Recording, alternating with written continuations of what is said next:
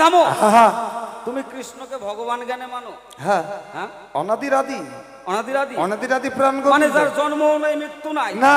একদিনে নারদ মুনি ঘুরতে গেল, সে কথাটি বলাই ভালো, কি ঘটনা সে তাই ঘটিয়া গেল তোমার জানা নাই গো।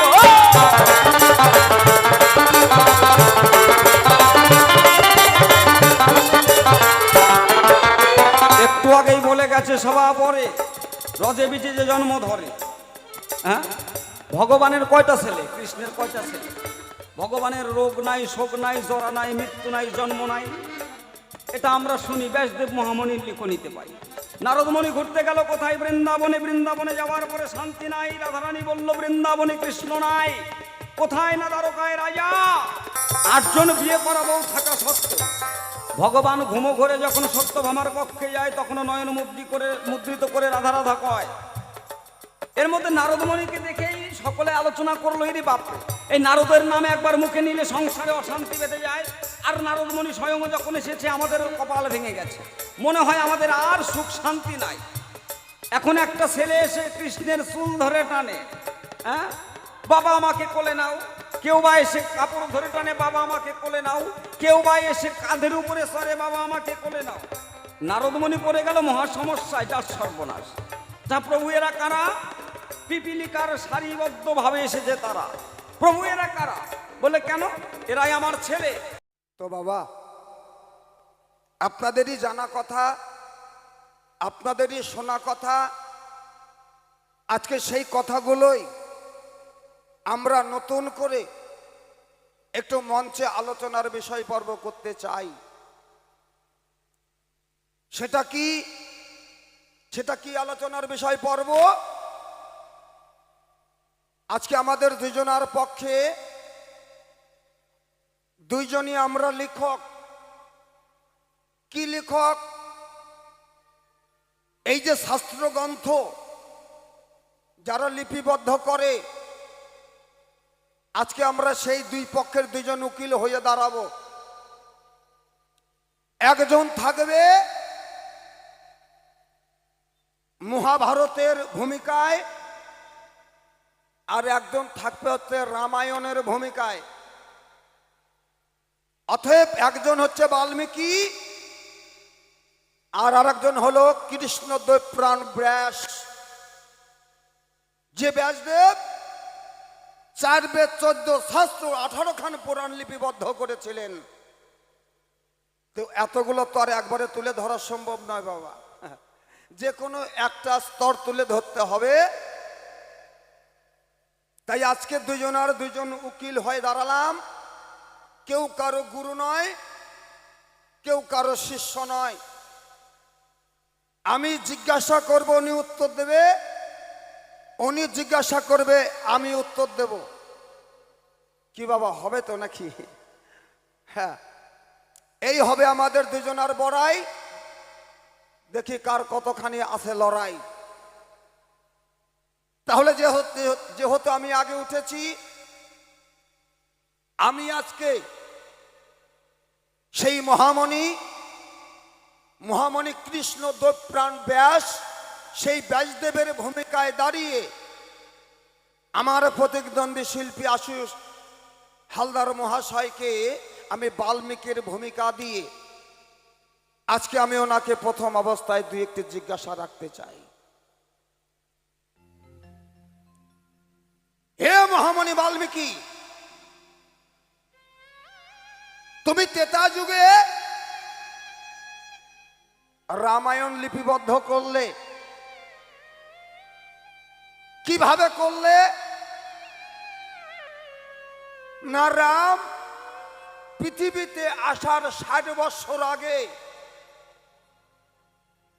রামচন্দ্র পৃথিবীতে আসার 60 বছর আগে তুমি রামায়ণ খানা লিপিবদ্ধ করলে। হে মহামণি বাল্মীকি,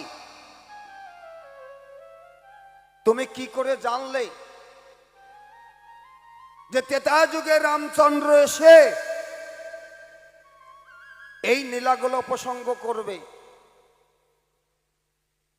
এইটা হচ্ছে তোমার কাছে আমার প্রথম জিজ্ঞাসা রইল। রাম জন্মাবার 60 বছর আগে তুমি রামায়ণ লিপিবদ্ধ করলে। তুমি কিভাবে লিপিবদ্ধ করলে? রাম তো পৃথিবীতে আসেই নাই। বাবা, একটা মানুষ যখন পৃথিবীতে জন্মগ্রহণ করে, ধীরে ধীরে ওই মানুষটার ভালো মন্দ বিচার হয়।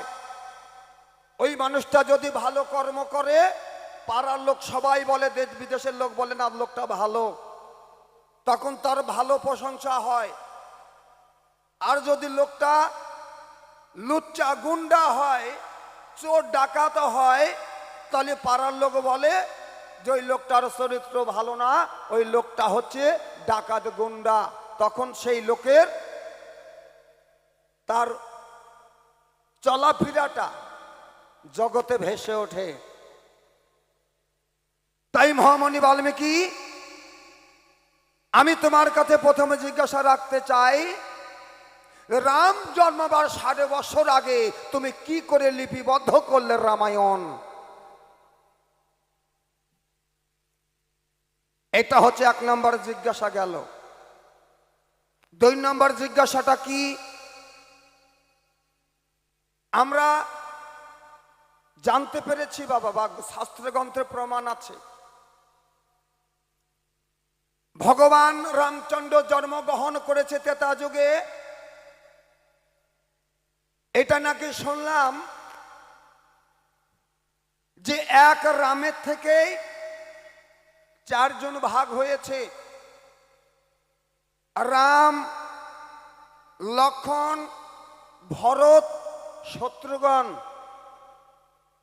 এই 4টিই নাকি রাম। মানে এক রামের থেকে 4টি ভাগ হয়েছে। অর্থাৎ এই যে বাঁশটা দাঁড়িয়ে আছে, এই বাঁশটাকে যদি আমি 4টে ফাল্টা করি, তাহলে বাঁশ থেকে হয় বাতা।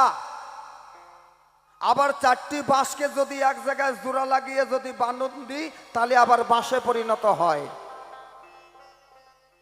আমি জানতে চাই মহামণি বাল্মীকি, এই জগতে মানুষ যখন বিপদে পড়ে, তখন সবাই রামের দোহাই দেয়, রামের পূজা করে জগতে,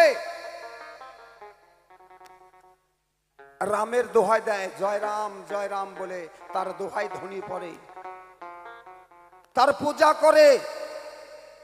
হে মহামণি বাল্মীকি, আমি রামায়ণ পড়ে দেখেছি, তাহলে এক পূর্ণ ব্রহ্ম রাম থেকেই যদি আরো তোমার 3টা রাম তৈরি হয়, তাহলে জগতে এক রামের পূজা করে, বাকি 3 জনের পূজা কেন হয় না জগতে? তোমার কাছে আমার দ্বিতীয় জিজ্ঞাসা।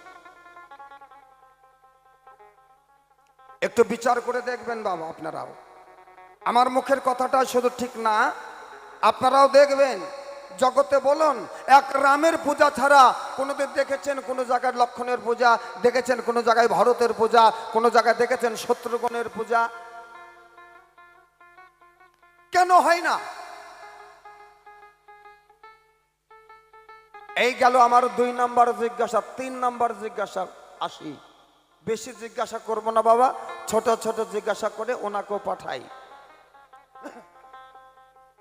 আমরা সবাই জানি রাজা দশরথের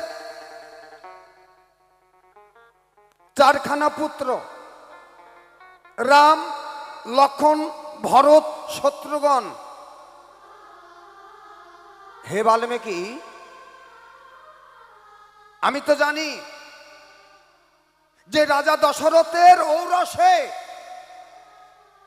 কোন সন্তানাদি হবে না।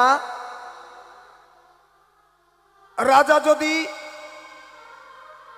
সেটা হলো হাটকুড়ে রাজা। এই জগতে প্রমাণ আছে যে রাজার সন্তানাদি হয় না, যে বাবা মায়ের সন্তানাদি হয় না, সে বাবা নাকি হাটকুড়ে বলে গণ্য হয়। তাহলে মহামণি বাল্মীকি, রাজা দশরথের কোনো পুত্র জন্মগ্রহণ করবে না ধরায়, কিন্তু রামায়ণ তুমি লিপিবদ্ধ করলে রাজা দশরথের পুত্র রাম, লক্ষ্মণ, ভরত, শত্রুঘ্ন। আমার তোমার কাছে আমার তৃতীয় জিজ্ঞাসাটাই থাকলো, কি করে রাজা দশরথ এই 4টি পুত্রের বাবা হলেন? এক এক করে 3 রানীকে বিবাহ করেছিলেন রাজা দশরথ। প্রথমে করলেন কৌশল্যাকে, পরে করলেন কৈকেয়ীকে, লাস্টে করলেন সুমিত্রাকে। এই 3 রানীর গর্ভে কোনো সন্তান হবে না, রাজা দশরথের কোনো সন্তান আদি কিছু নাই। তাহলে আমার তৃতীয় জিজ্ঞাসাটা এই জায়গায়, তুমি বলবে সুন্দর করে বাল্মীকি, কি করে রাজা দশরথের সন্তান হলো এবং রাম লক্ষ্মণ ভরত শত্রুঘ্ন তারা কি করে রাজা দশরথকে পিতা সম্বোধন করলেন? এইখানে আমার 3খানা জিজ্ঞাসা থাকলো। ছোট্ট একটা গান গিয়ে ছেড়ে দিতে চাই। জয় গুরু জয়। শোনো শোনো বাল্মীক মনে তোমার জানাই, তোমার কাছে 3টি আমি জিজ্ঞাসা করে যাই।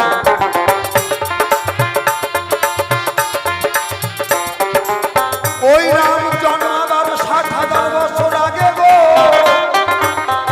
তুমি কেমন করে রামায়ণ লিখলে? এই কথাটার জবাব তুমি আসরে দেবে।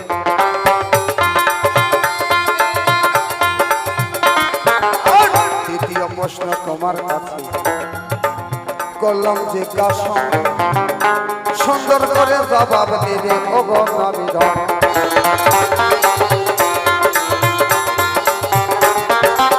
ওই দশরথের ঔরসে কোনো সন্তান নাই গো, আমি শাস্ত্রে দেখতে পাই। তাহলে রাজা দশরথ কেমন করে তোমাদের পিতা হলো একটু বলা চাই।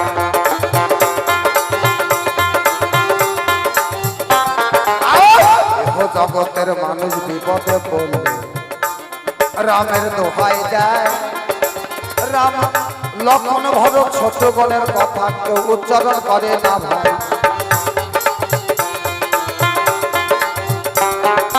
এই 3খানা জিজ্ঞাসা তোমার কাছে আমি করে গেলাম না, সুন্দর করে জবাব দেবে আমার বাল্মীক মহাশয়। তবে আর বেশি কথা বলবো না, ছেড়ে দিয়ে যাব আমার কাব্য আলোচনা।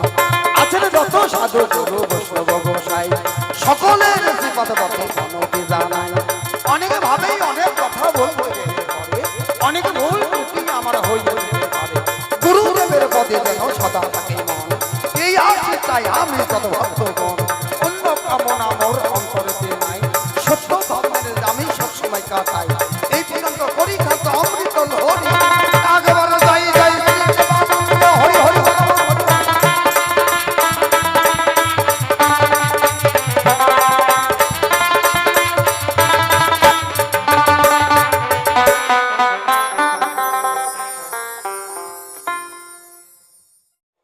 একদিকে মহর্ষি বাল্মীকি মণি, আর একদিকে কৃষ্ণ দ্বৈপায়ন বেদব্যাস, যাকে আমরা ব্যাসদেব মহামণি বলে জানি। এই নিয়ে আলোচনা পর্ব তুলে ধরেছেন। তাই মূলত কাব্য একদিকে মহাভারত আর একদিকে রামায়ণের কথা মঞ্চে আলোচনা করতে হবে ঠাই।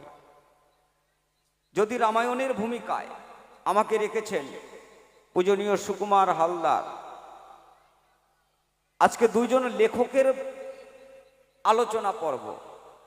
সেই ক্ষেত্রে আমি বাল্মীক মহর্ষি যদিও হয়েছি ভূমিকায়, তাই রামায়ণের স্তুতি না করলে লেখকের মর্যাদাটা থাকে না।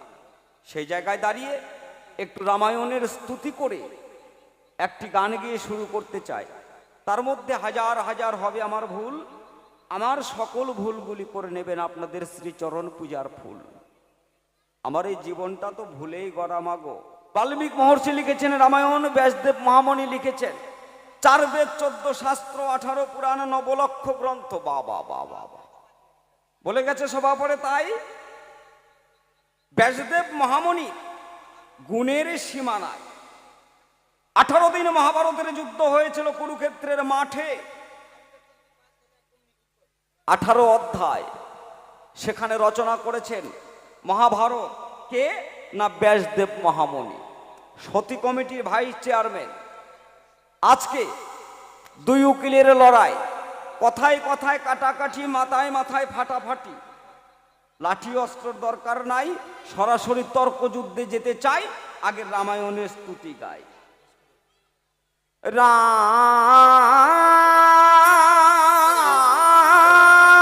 লক্ষণ পূর্ব জনম রঘুবরং সীতাপতি সুন্দরম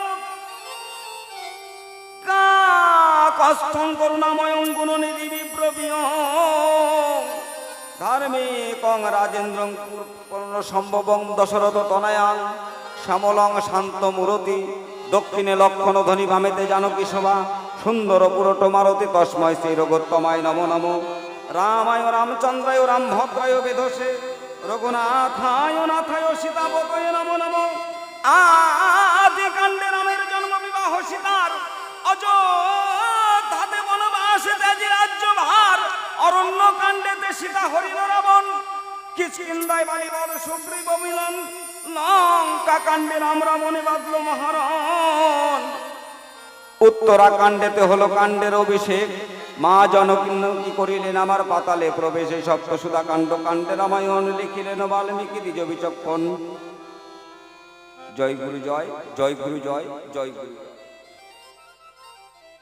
আজ কল্পনাতে সব হাতে ব্যাসদেব মহামনি তাই আমার কাছে কিছু কথা সবাই জিজ্ঞাসা করে যায় রে, আমি কল্পনাতে বাল্মীকি হলাম রে।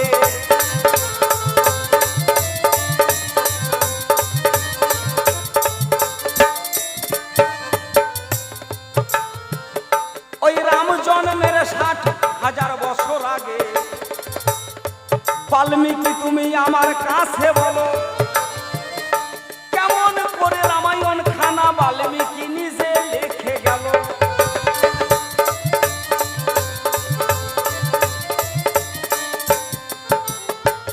হে ব্যাসদেব মহামনি, তুমি একজন লিখো। এখন বর্তমান জগতে আমরা ইংরেজি ভাষায় বলি একজন রাইটার, বাবা বাবা। এই যে কলি, সত্য ত্রেতা তারপর কলি, 7টি যুগ হয়, কতবার যে পরিবর্তন হয়েছে বুঝি তোমার জানা নাই।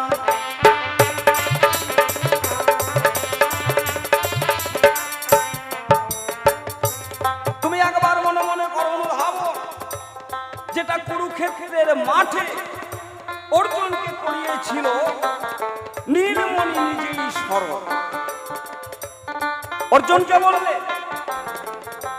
হে অর্জুন, তুমি যাকে বলছো এই তো আমার ভাতৃদ্বয়,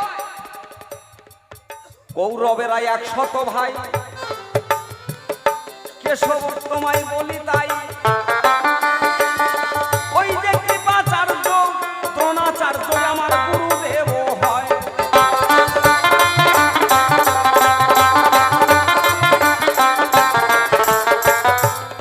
হে সখা, আজকে আমি কাদের সঙ্গে যুদ্ধ করব?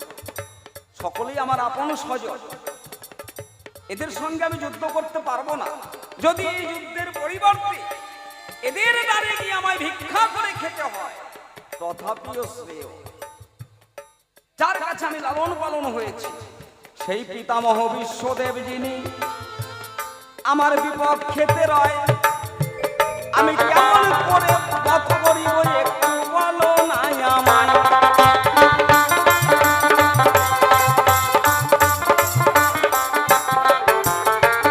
হে মহামনি রাজদেব, তুমি কি সেদিনের ঘটনাটা ভুলে গেছো?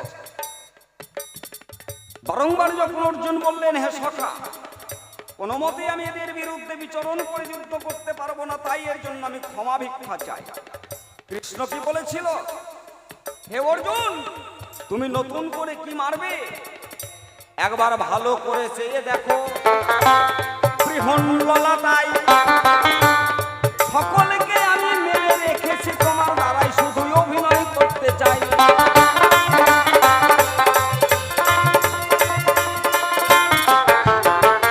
তুমি কাকে আপন ভাবছো? পিতামহ বিশ্বদেব, দ্রোণাচার্য তোমার গুরুদেব, এরা সকলেই আপনজন। হে অর্জুন, আমি সকলকে মেরেই রেখেছি, তোমার দ্বারাই শুধু মহাভারতের একটা অভিনয় করতে চাই।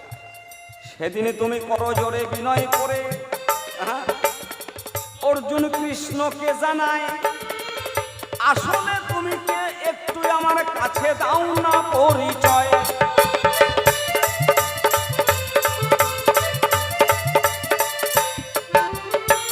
লালন ফকির কলম দিলে, গুরু কৃপা বলে কোনো ভাগ্যবান দেখিতে পাই, সেরূপ হয়ে হয়ে নিষ্ঠাবান, সেই রূপ হেরিলেই সদাই হয়ে যায় অজ্ঞান। ফকির লালন বলে, সে তো ভাবেতেই ভোলা, অনাদির আদি কৃষ্ণ, তার কি আছে গোষ্ঠ খেলা। সেদিন অর্জুন করজোড়ে যখন বললেন, হে কেশব, আমি জানতাম তুমি আমার সখা, আর একদিকে তুমি আমার সম্বন্ধী, যেহেতু দ্রৌপদী আমার ঘরণী। এবার যখন বিশ্বরূপখানা দর্শন করলেন, বললেন, সখা তুমি কে? অর্জুনকে বললেন, হে অর্জুন, এই যে সত্য ত্রেতা দাপর কলি, আমি বলি তোমার কাছে, কতবার এই চার যুগ দেখো গত হইয়া গেছে।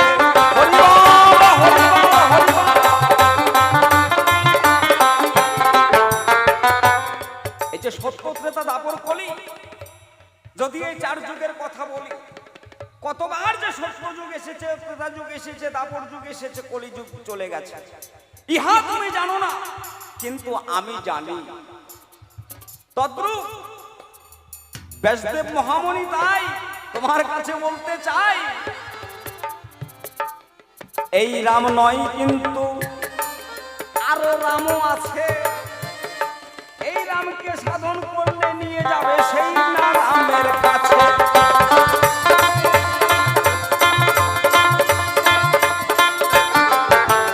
রাম আত্মারাম, আত্মা রামেশ্বর। তাহলে ত্রেতা যুগ কতবার এসেছে? এবার আরেকটু সংক্ষিপ্ত করে নিয়ে আসি। ব্রহ্মার আখির এক পলকে এক মন্বন্তর হয়, পৃথিবীর লোকের ৭২ বছর আমি দিতে চাই পরিচয়।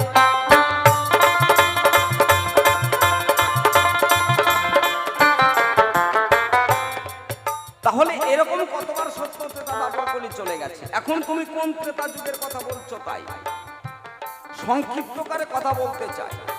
এই জন্য রাম জন্মের ৬০,০০০ বছর আগে হয়েছে রামায়ণ, এটা বললে কোনো ভুল হয় না, তারও বেশিও হতে পারে। এবার যদি বাস্তব জীবনে আসি, তোমার কাছে সত্য কথাই প্রকাশী। তুমি যখন প্রথম জন্ম নিলে, বলি তোমার ঠাই, তোমার মা ছাড়া কিন্তু পাড়ার লোক কেউ বুঝতে পারে নাই।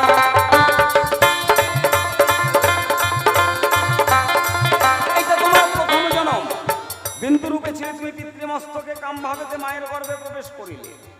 তাহলে পিতার মস্তকে প্রথমে তুমি গর্ভবতী হয়েছ, তারপরে এসেছো মাতৃজঠরে, তারপরে এসেছো ধরাতলে। এই জায়গাটায় গেলে পরে পরিষ্কার মানচিত্রটা নজরে পড়ে।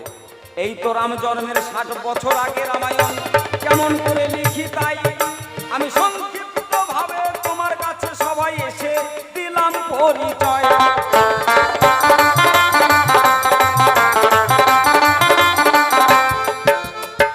তারপরে বলেছ, হে বাল্মীকি মুনি, তুমি যে রামায়ণটা লিখেছ, সেখানে দেখতে পেলাম রাজা দশরথকে সকলে আটখুরে রাজা বলতো। রাজা দশরথকে সকলে আটখুরে রাজা বলতো। যেই রাজার মুখ দেখলে যাত্রা অশুভ হয়ে যায়, যার সন্তান আদি নাই, এক এক করে 3টি রানী রাজা দশরথ বিবাহ করেছিল। ব্যাসদেব মুনি সভায় এসে পরিচয় দিয়া গেল।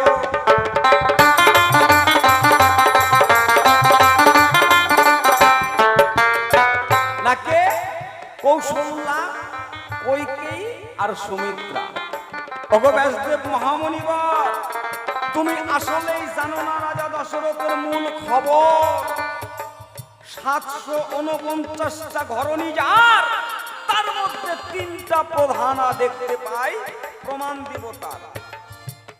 749টা স্ত্রী ছিল রাজা দশরথের, তার মধ্যে কৌশল্যা, কইকেয়ী, সুমিত্রা এটা মুখ্য, আর বাদ বাকিগুলো গৌণ। কিন্তু সন্তানাদি হয় না। মনের দুঃখে শোকে তাপে রাজা মৃগয়া করতে যায়। শ্রীফলের বনে গিয়ে যখন আবার ঘুরতে লাগে, তাই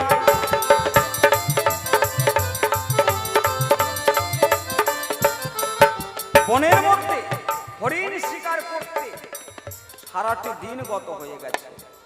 ক্লান্ত পরিশ্রান্ত হয়ে রাজা ধনুকে একটি বাণ যোজনা করে, শব্দ ভেদী বাণ যোজনা করে মূর্ছাগত হয়ে গেছে। একটা গাছের নিচে বসে ক্লান্ত পরিশ্রান্ত হয়ে ঘুমিয়ে গেছে। এমন সময়ের এক ঘটনা, মণিবর বলি তোমার ঠাই। অন্ধ মণির পুত্র সিন্ধুকে আবার ডেকে ডেকে কয়,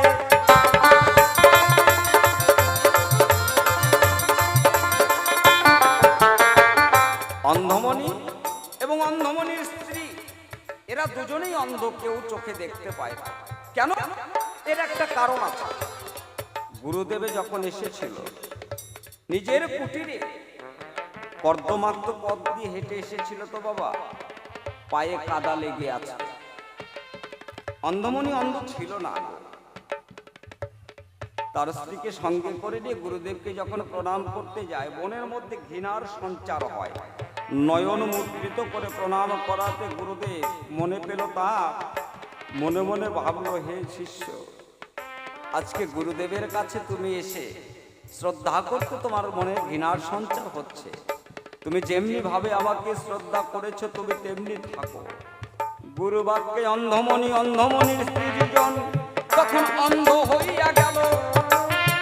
গুরু কৃপা বলে একটি পুত্র সন্তান লাভ যে করিল।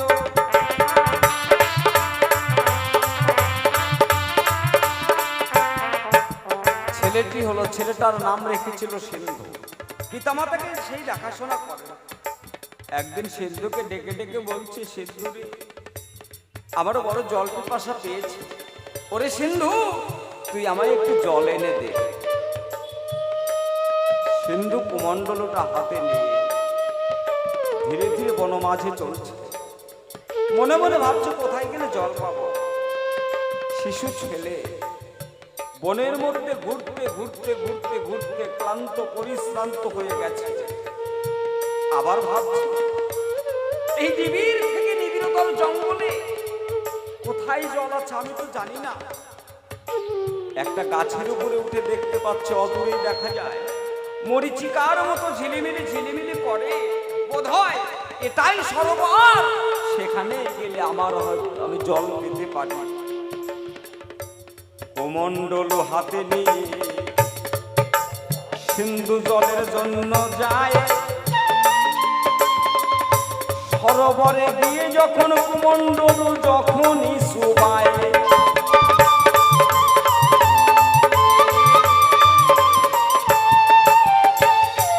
একটা শূন্য ভাণ্ড যদি পুকুর কিংবা নদীতে কিংবা বিলে খালে যদি ডুবানো যায়, একটা শব্দ হয়তো না, খপ খপ করে শব্দ হয়েছে। এদিকে রাজা দশরথ ধনুকে শব্দ ভেদি বাণ যোজনা করে রেখেছিল। সঙ্গে সঙ্গে এসে সিন্ধুর বক্ষে বাণটি পতিত হইয়া যায়। ধরার মাঝে পরে সিন্ধু আবার গড়া গড়ি যায়।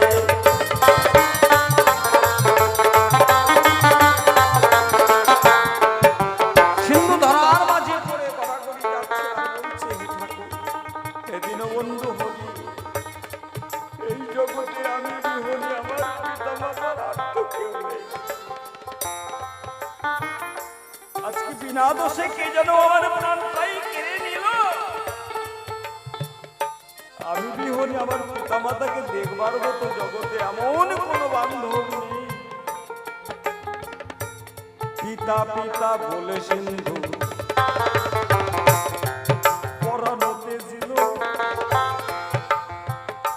এমন সময় রাজা দশরথের ঘুম ভাঙিয়া গেল।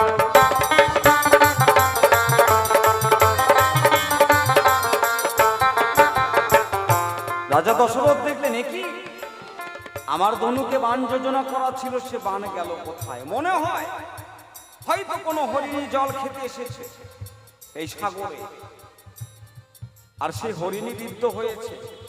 মনের আনন্দে রাজা দশরথ তখন সরোবরের তীরে যায়।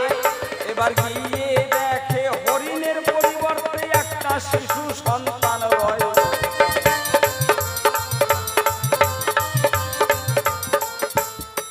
রাজা দশরথ ভাবলে, দেখি জীবনে আমার কোনো সন্তান আদি লাভ করতে পারিনি, অজান্তে মনের ভুলে বিনা দোষে আমি একটা শিশু সন্তানে প্রাণ কেড়ে নিলাম। হে ভগবান, হে নারায়ণ, জগতে যে আমি বড়ই পাপী হয়ে গেছি। জানি না কার সন্তানকে আমি কেড়ে নিয়েছি। সিন্ধুকে জড়িয়ে ধরে রাজা দশরথ বলছে, বাবা তুমি কে? সিন্ধুর কথা বলতে পারছে না, জিহ্বাটা আড়ষ্ট হয়ে যাচ্ছে।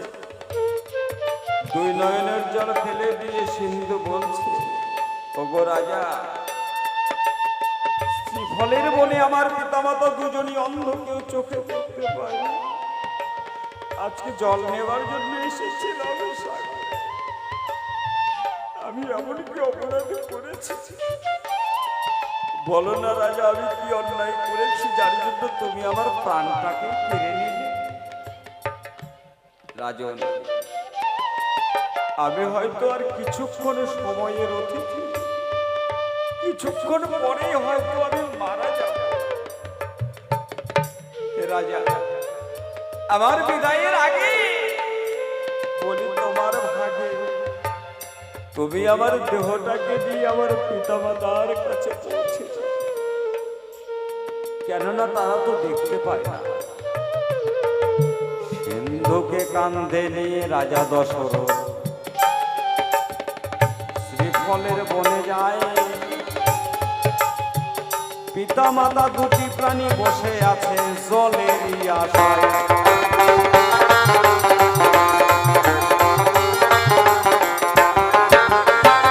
শ্রীফলের বন, ওমা চৈত্র মাসে দেখবেন শ্রীফলের বন মানে বেলের বাগান।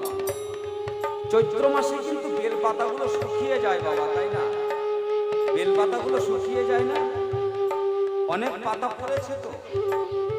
রাজা দশরথ শিশুকে সিন্ধুকে কোলে করে নিয়ে ধীরে ধীরে যখন হেঁটে যাচ্ছে, পায়ের নিচে পাতাগুলো পড়ে মচমচ করে শব্দ হচ্ছে। অন্ধমনি ভাবছেন, এই তো বুঝি আমার সিন্ধু এসেছে। আনন্দে আত্মহারা হয়ে গেছে। সিন্ধু, সিন্ধু এসেছে যে বাবা, আয় তুই তাড়াতাড়ি এসে আমায় জল দে। জল বিহনে আমার প্রাণ যে চলে যায়। রাজা দশরথ দুই নয়নের জল ছেড়ে দিয়ে বলছে, মণিকর, আপনার সিন্ধু তো আর নেই। আমি অযোধ্যার রাজা দশরথ এসেছি। আপনার সিন্ধুকে আমি ভব সিন্ধু পার করে দিয়েছি। জয় জয় রাধা গোবিন্দ আনন্দে হরি বল, হরি বল।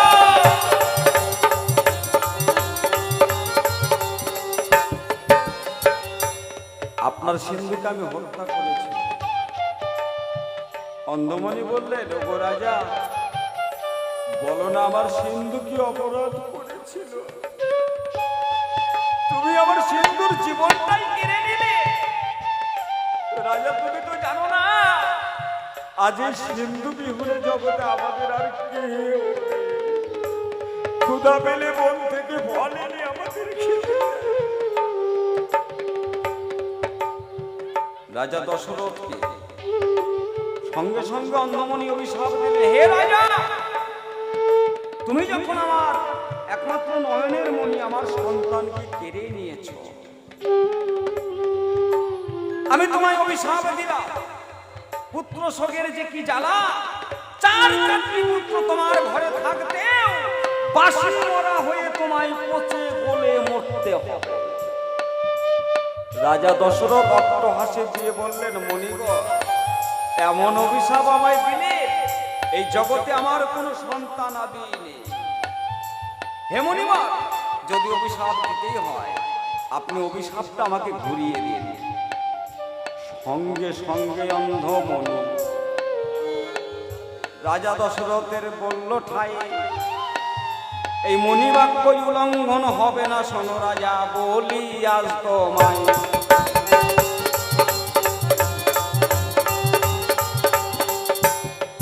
হে রাজন, আমি যখন তোমায় অভিসম্বোধ করেছি, আমার এই অভিশাপ মোচন হবে না, উল্লঙ্ঘন হবে না। এই যে নিয়ে যাও, তোমায় দিলাম শ্রীফল, অযোধ্যায় গিয়ে তুমি পুত্রেষ্টি যজ্ঞ করবে, সেই যজ্ঞে যে চরু হবে, ওই চরু ভক্ষণে তোমার 3 রানী গর্ভবতী হবে, তোমার সতীকালয় আলোকিত করে 4 অংশে জন্মগ্রহণ করবে গোলক বিহারী হরি। শ্রীফলকে হাতে নিয়ে রাজা দশরথ অযোধ্যায় এসে কুলগুরু বৈশিষ্ট্য মণিকে ডাকলেন। গুরুদেব, গিয়েছিলাম শ্রীফলের বনে, মৃগ শিকার করতে গিয়ে অজান্তে মনের ভুলে ভ্রমে অন্ধমণির প্রাণ কেড়ে নিয়েছি। অন্ধমণির সন্তান সিন্ধুকে বধ করেছি, অভিসম্পদ দিয়েছে আমায়, আমার পুত্র শোকে শোকাতুর হতে হবে ধরায়, তবে দিয়েছে একটি ফল হবে না নিষ্ফল, এর জন্য নাকি আমায় যজ্ঞ করতে হবে। গুরুদেব, তাহলে আপনি আমায় বিধান দিন, কেমন করে পুত্রেষ্টি যজ্ঞ করা যায়। কুলগুরু বৈশিষ্ট্যমণি বললেন, হে রাজা দশরথ, এই পুত্রেষ্টি যজ্ঞ সকলে তো করতে পারবে না, একমাত্র ঋষ্যশৃঙ্গ মণির দ্বারায় যজ্ঞ হবে সম্পূর্ণ। সেই মণিবরকে করো তুমি অযোধ্যাতে নিমন্ত্রণ।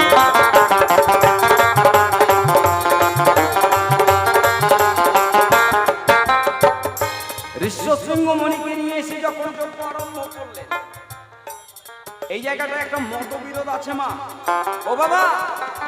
অনেকে বলেন সেরি ভক্ষণ করে 3 রানী গর্ভবতী হয়েছিল, চরুটা কি না পায়েস।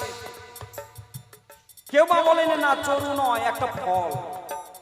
এখানে একটা মতবিরোধ আছে, বলতে চাই আপনাদের কাছে, তাই এটা মতবিরোধের কারণ নয়। জায়গাটা এই জায়গা, ওই যে যজ্ঞের শেষে যজ্ঞে একটা আহুতি দিতে হয়, আমরা সকলেই দেই না মা, যজ্ঞের শেষে একটা ফল দিতে হয়, কেউ বা রম্ভা কলা দান।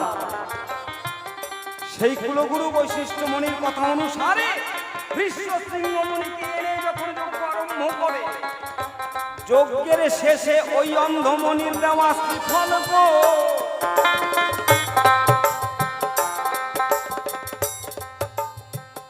মণিবর যখন যজ্ঞস্থলে দিল, সেই সময়ে একটি ঘটনা ঘটিয়া যে গেল।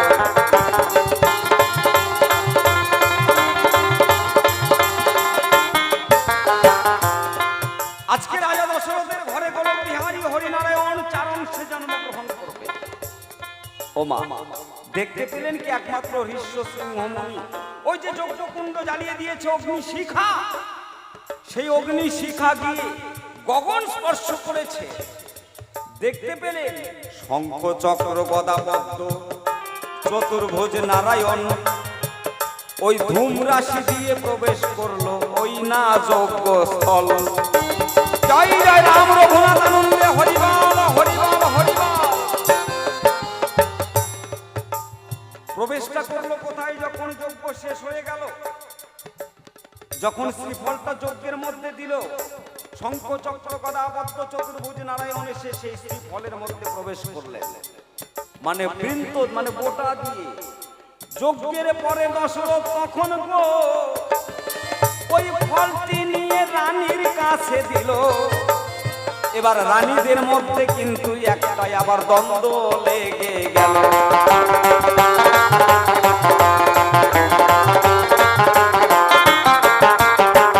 কৌশল্যাকে একটু ভালোবাসত।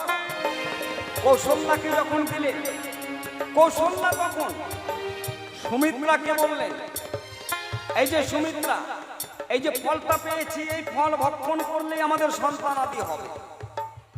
সুমিত্রা এবং কৌশল্যা দুজনেই ফলটাকে দুই ভাগে বিভক্ত করে যখন নিল, নেবার পরে কইকেয়ী এসে বললেন, তাহলে আমি কি পাবো না? দিদি আমাকে কি দিবি না? তখন কি করলেন, ওই দুই ভাগে যে একটা ফলকে দুই খণ্ড করা হলো, এই দুই খণ্ডটাকে আবার দুই খণ্ড করা হলো, মানে এক ব্রহ্মকে চারটি ভাগে বিভক্ত করা হলো। এইভাবে চারটি ভাগে বিভক্ত করা যখন হলো, এক নারায়ণ এসে চার অংশে জন্ম নিলেন। এই যে চার অংশে জন্ম নিলেন, তাহলে এইভাবে রাম লক্ষ্মণ ভরত শত্রুঘ্নের জন্ম হলো। এখন ব্যাসদেব মহামণি কয়, মূলত বাপ কাকে বলা যায়? বাবা ওগো মহামণি বাপ, এখন ধরে নাও একজনের ছেলে পেলে হয় না, অনেক কবিরাজ দেখিয়েছে, তাতেও কোনো লাভ হলো না। মনে মনে ভাবলো, তাই বালুরঘাটে একটা নতুন সার্জন এসেছে শুনতে পাই। ডাক্তারবাবুর কাছে গিয়ে একটা ওষুধ খেলো, ওষুধ খাবার পরে একটা ছেলে হলো।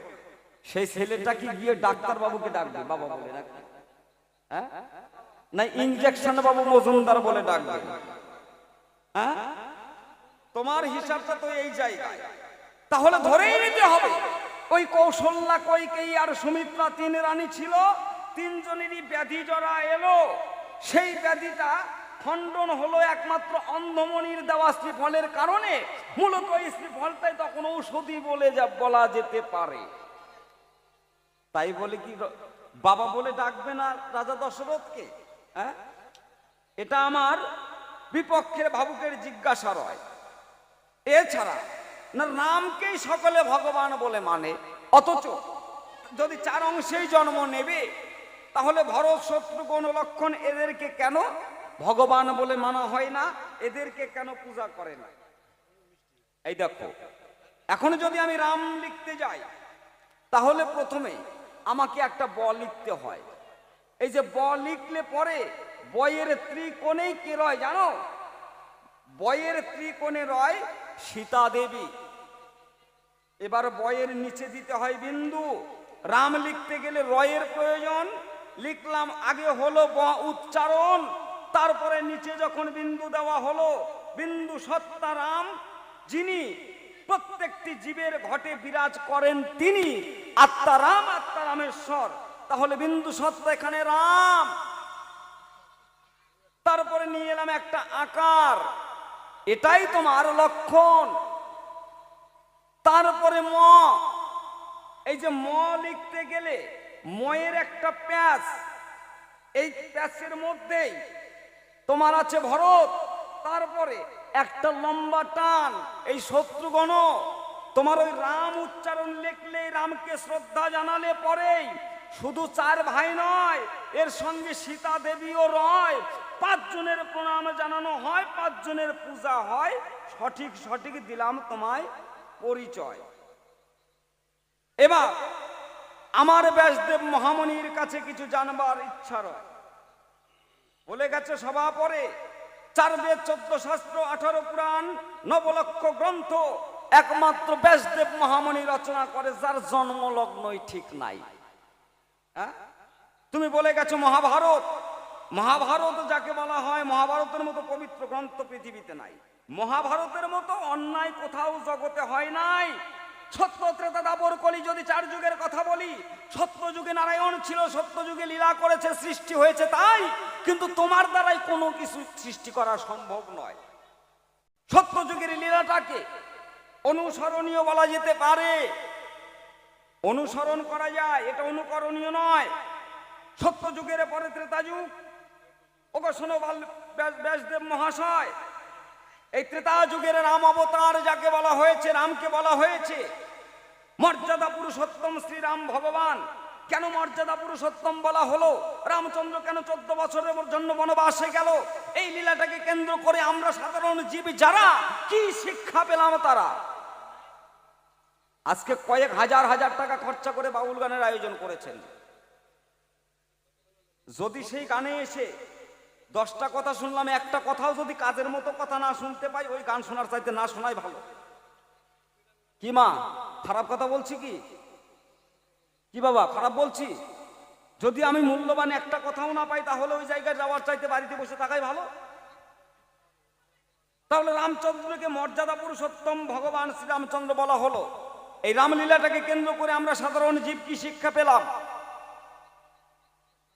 পিতৃসত্য পালন করবার জন্য রামচন্দ্র গিয়েছিল 14 বছরের জন্য বনান্তরে বনবাসে। এখানে আমরা সাধারণ জীব পেলাম কি না, পিতৃবাক্য মাতৃবাক্য পালন করা পুত্রের একান্ত কর্তব্য। পিতার আদেশ মাতৃ আদেশ পালন করা সন্তানের অবশ্যই কর্তব্য। এইভাবে এসে যেজন পিতৃবাক্য মাতৃবাক্য মানে না, গুরুবাক্য বলে শিরোধার্য করে না, পরজন্মে গিয়ে নরককুণ্ড পুত নামে নরককুণ্ড ভোগ করতে হয় তাকে। তাহলে পুত্র হয়ে পিতৃবাক্য মাতৃবাক্য পালন করেছিল শ্রীরামচন্দ্র। এই জন্য 14 বছরের জন্য বনবাসে গিয়েছিলেন।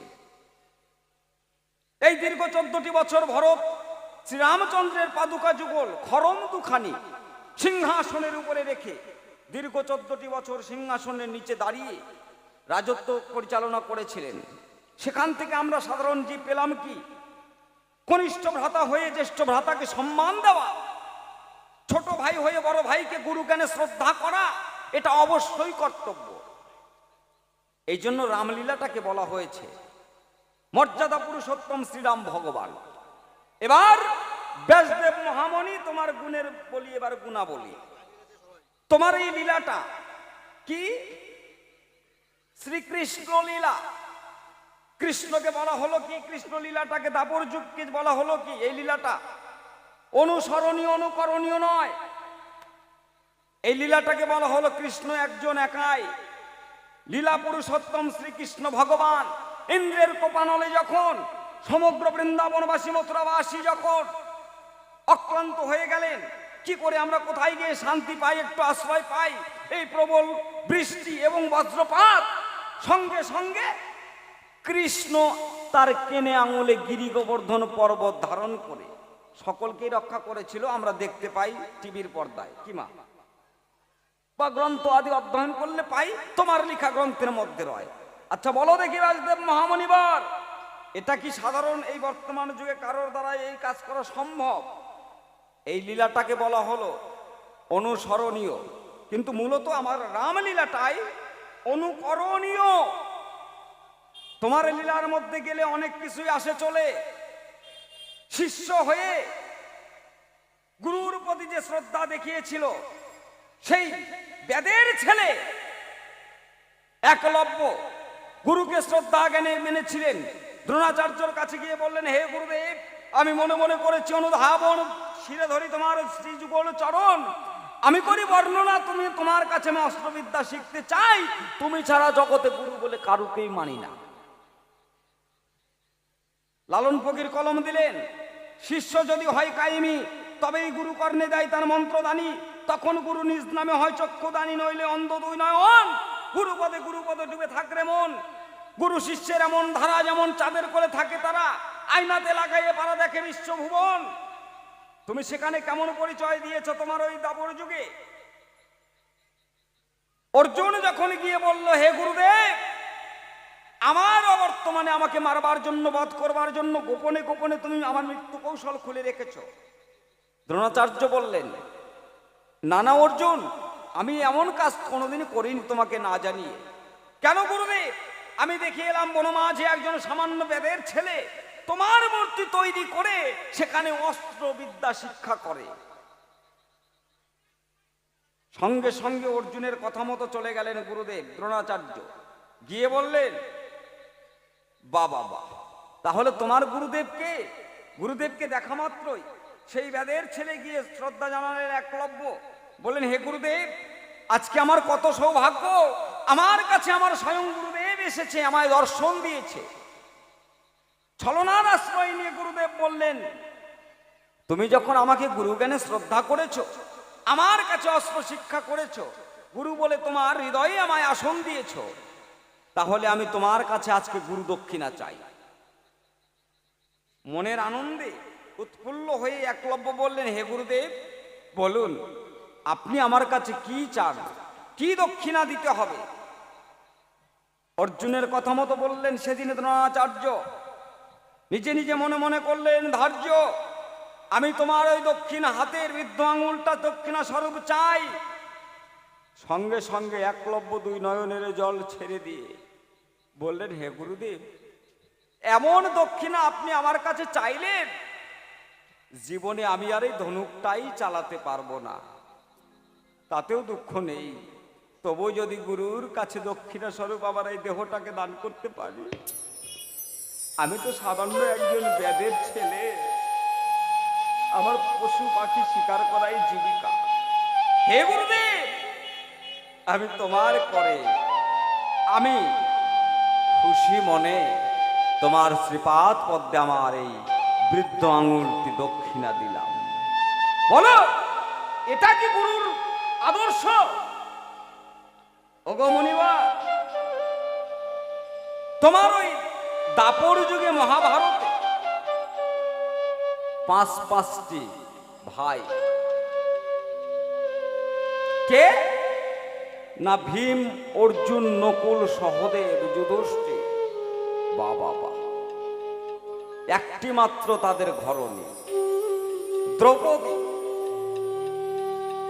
আচ্ছা বলো দেখি, সমাজের বুকে কোনো মায়ের যদি বিয়ে হয়, তার যদি স্বামী যদি প্রাণবিয়োগ করে, সে তো বিধবা হয়। ধরে নিলাম 5টি ভাইয়ের মধ্যে একটি ভাই মারা গেল। বলো, তোমার দ্রৌপদী সধবা না বিধবা না ধবধবা? তোমার কাছে প্রথম জিজ্ঞাসা। ধরে নিলাম 5 পাণ্ডবের মধ্যে 4 জন প্রাণ বিয়োগ করেছে, 1 জন বেঁচে আছে, তাহলে দ্রৌপদী সধবা না বিধবা? তোমার এই মহাভারতের কথা বলতে গেলে অনেক কথাই আসে চলে। একজন পাঠক বিভিন্ন জায়গায় পাঠ করে। আচ্ছা মা, আপনারা বিরক্ত হচ্ছেন না তো? আমার কথাগুলো শুনতে ভালো লাগছে কি? যদি ভাবেন যে না বেশি কথা হচ্ছে, তাহলে কম করে দিব। বলা যাবে তো বাবা? ঠিক আছে। একজন পাঠক বিভিন্ন জায়গায় পাঠ কীর্তন করে। এখন গিন্নি মনে মনে বায়না ধরে, নারী জাতির একমাত্র অহংকার তার স্বামী। আমার স্বামী দৈনিক পাঠ কীর্তন করতে যায়, বাড়িতে ঠিক মতো আসে না, আসে রাত্রি 1টা, 2টা, 3টার সময়। আমারও তো ইচ্ছা হয় আমার স্বামীকে সঙ্গে নিয়ে একটু কাম চরিতার্থ করি, কিন্তু ইনি এমনই সাধু, দৈনিক পাঠ লেগেই থাকে। একদিন বলল, গো স্বামী, তুমি যে এত পাঠ করো, একদিনও তো আমাদের পাঠ করে শোনালে না। তা আমার খুব বাসনা, তুমি আমাদের একটু পাঠ করে শোনাও। ঘরে একটা মাত্র মেয়ে আর তার ঘরণী, এবং ওই পাঠকে 3 জন মাত্র ফ্যামিলিতে। এখন বলো, এইভাবে তো 1-2 জনে পাঠ কীর্তন ভালো হয় না, অতএব তুমি কয়েকজনকে নিমন্ত্রণ করো, আগামী পরশুদিন বাড়িতে আসি, আর কোথাও যাব না। যখন পাঠ কীর্তনের আয়োজন করলো, এখন স্বামী বলছে, দেখো তাহলে কি পাঠ করা যায়, কি পাঠ শুনবে? বলে, কেন, আমাদের যিনি হলেন এই কৃষ্ণ দ্বৈপায়ন বেদব্যাস, ব্যাসদেব মহামণি, যিনি 4 বেদ 14 শাস্ত্র 18 পুরাণ 9 লক্ষ গ্রন্থ লিখেছেন, আজকে তার জীবনী, আজকে তার কিছু মূল্যবান কথনই আমরা শ্রবণ করতে চাই। তাহলে যাই একটু মহাভারতের পাতায়।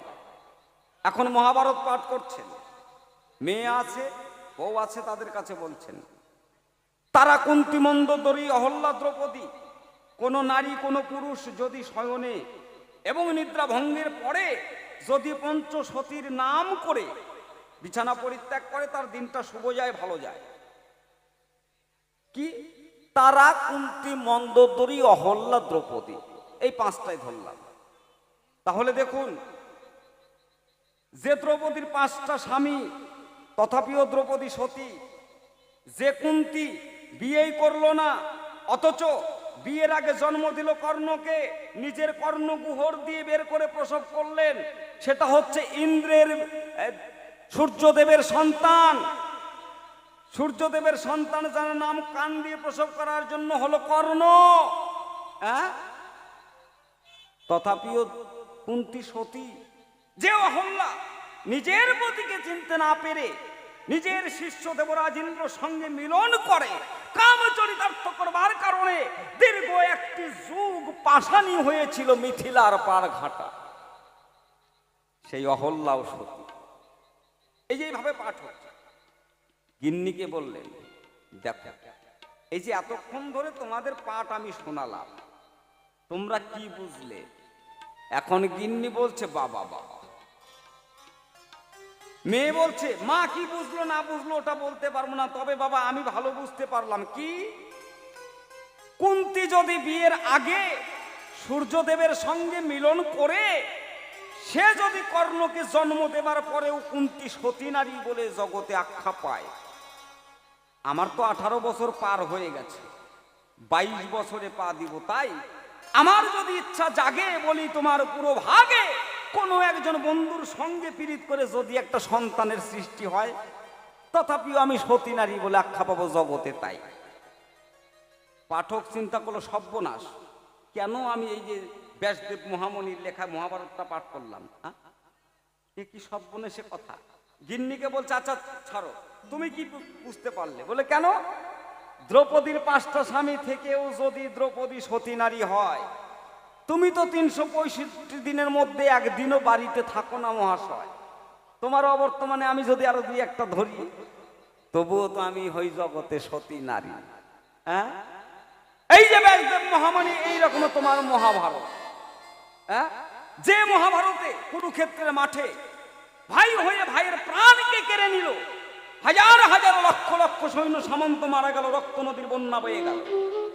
দেবর্ষী নারদ বনে গিয়ে মনে মনে ভাবলো তাই সত্যযুগে ধর্ম স্থাপন করবার জন্য অসুরকে নিধন করবার কারণে আদ্যা শক্তি মহামায়া যিনি দুর্গা দুর্গতি নাশিনী রক্তের বন্যা বয়ে দিয়েছিলেন, আমি তো রক্ত দেখবার জন্য অবতার অবতরী হইনি ধরায়। মনে আছে যে ভাবো আমি ত্রেতা লীলায় যাব, ত্রেতা যুগে গিয়েও দেখতে পেলেন সেখানেও রক্তের বন্যা। চলে গেলেন কোথায়? দাপরে, সেখানে দেখতে পেল ভাই হয়ে ভাইয়ের প্রাণ কেড়ে নিল, কুরুক্ষেত্রের মাঠে রক্তের বন্যা বয়ে গেল। এই কুরুক্ষেত্রের মাঠটাকেই ধর্মক্ষেত্র বলে আখ্যা দেওয়া হলো। ওগো ব্যাসদেব পণ্ডিত মহাশয়, তোমার কাছে এই জিজ্ঞাসাটা রয়, যে কুরুক্ষেত্রের মাঠে ভাই হয়ে ভাইয়ের প্রাণ কেড়ে নেয়, কেমন করে সেই কুরুক্ষেত্রের মাঠকেই ধর্মক্ষেত্র বলে বলা হয়? যে কুন্তী বিয়ে করলো না, বিয়ের আগে তার সন্তানের সৃষ্টি হলো, কেমন করে সে সতী নারী হয়? এবার 2 নম্বর জিজ্ঞাসা, 3 নম্বর জিজ্ঞাসায় যাই, দ্রৌপদীর 5টা স্বামী যদি 4টা মারা যায় 1টা বেঁচে রয়, তাহলে সেখানে দ্রৌপদী সদবা কি বিধবা রয় নাকি ধবধবা হয়? একটু খাটি খাটি দিও পরিচয়। যাকে চলে বেশি বলার নাই গো প্রয়োজন, আমার মতোই আমার ভাব করি সমর্পণ। এইবারে ব্যাসদেব আমার সভাতে আসিবে, তার যত মনের কথা খুলিয়া জানাবে। তারপরে যখন আমি সময় হাতে পাবো আরো কিছু জানার জন্য বাসনা রাখিব। প্রথমবারে একা একা যদি বলি বেশি, হয়তো বেশি বললে ব্যাসদেব আবার করতেই পারে দোষী। দোষাদোষীর কারবার মোটেই আমার কাছে নাই, সেই কারণে অল্পে অল্পে ইতি দিতে চাই। আছেন যত সবার মাঝে বৈষ্ণব গোসাই, আমি সকলের ওই সেবার পথে প্রণতি জানাই। এই অবধি পরিক্ষান্ত অমৃতল হরি, একবারে জয় জয় রাম রঘুনাথ নন্দন হরি হরি হরি বল।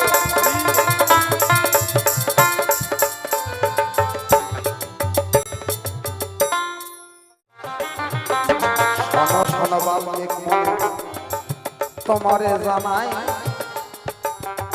এই মহাভারত সম্বন্ধে তোমার কোনো আইডিয়া আছে নাই?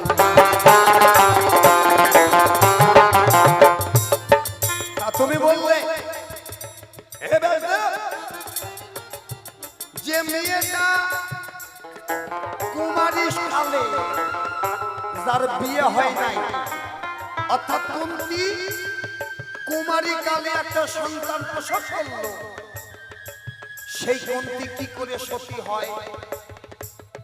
আবার এছাড়াও কুন্তীর 5টা স্বামী, কুন্তীর 5টা স্বামী, তাও কুন্তী মহা সতী। এইভাবে দ্রৌপদীরও 5টা স্বামী, আমি দেখতে পাই, কি করে দোপটি সতী হলো একটু বলা চাই। ওই কুরুক্ষেত্রের মাঠে গো হাজার হাজার ব্রহ্ম হত্যা হলো। আর কি করে সেই কুরুক্ষেত্রের মাঠ ধর্মক্ষেত্র হলো। আসতে বাবা দাদা, হে মহামণি বাল্মীকি, কুরুক্ষেত্রের মাঠে 18 দিন যুদ্ধ হয়েছিল। সেইখানে লক্ষ লক্ষ হাজার হাজার ব্রহ্মাহত হয়েছিল, তবু সেই মাঠটার নাম দেওয়া হয়েছে ধর্মক্ষেত্র। কেন জানো? যেখানে কুরুক্ষেত্রের মাঠ, ওই দেশে ছিল কুরু রাজা। আপনারা মহাভারত খুলে দেখুন, সেই কুরু রাজা রাজ্য পরিত্যাগ করে প্রকাণ্ড একটা বন জঙ্গল, সেই জঙ্গলের মধ্যে বসে কুরু রাজা গোবিন্দ আরাধনা করেছিলেন। এইবার যখন সেই কুরু রাজা গোবিন্দ আরাধনা করে যখন সন্তুষ্ট হলো গোবিন্দ, গোবিন্দ তাকে দর্শন দিয়ে বললেন, হে কুরু, তুমি তোমার সাধনায় আমি সন্তুষ্ট হয়েছি, বলো তোমার মনের অভিপ্রায় কি? কুরু রাজা একটা কথাই গোবিন্দের কাছে বলেছিল, হে প্রভু, আমার একটাই নিবেদন তোমার কাছে, আমার কিছু চাওয়া পাওয়া নাই।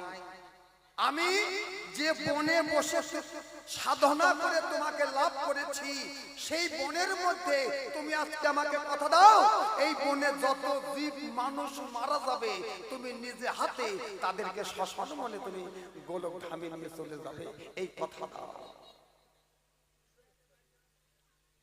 হে গোবিন্দ তাকে কথা দিয়েছিল, হে কুরু রাজা, তাই হবে,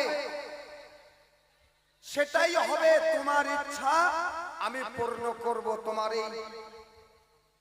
এই জঙ্গলে এই বনের মধ্যে যত জীব ব্রহ্ম হত্যা হবে, সেই জীবগুলোকে আমি শ্মশান মানে নিজে হাতে তাদেরকে গোলকে নিয়ে চলে যাব। এই জন্যই ভগবান শ্রীকৃষ্ণ সেই জঙ্গলটা কেটে ওই জায়গাতে করেছিল কুরুক্ষেত্রের মাঠ।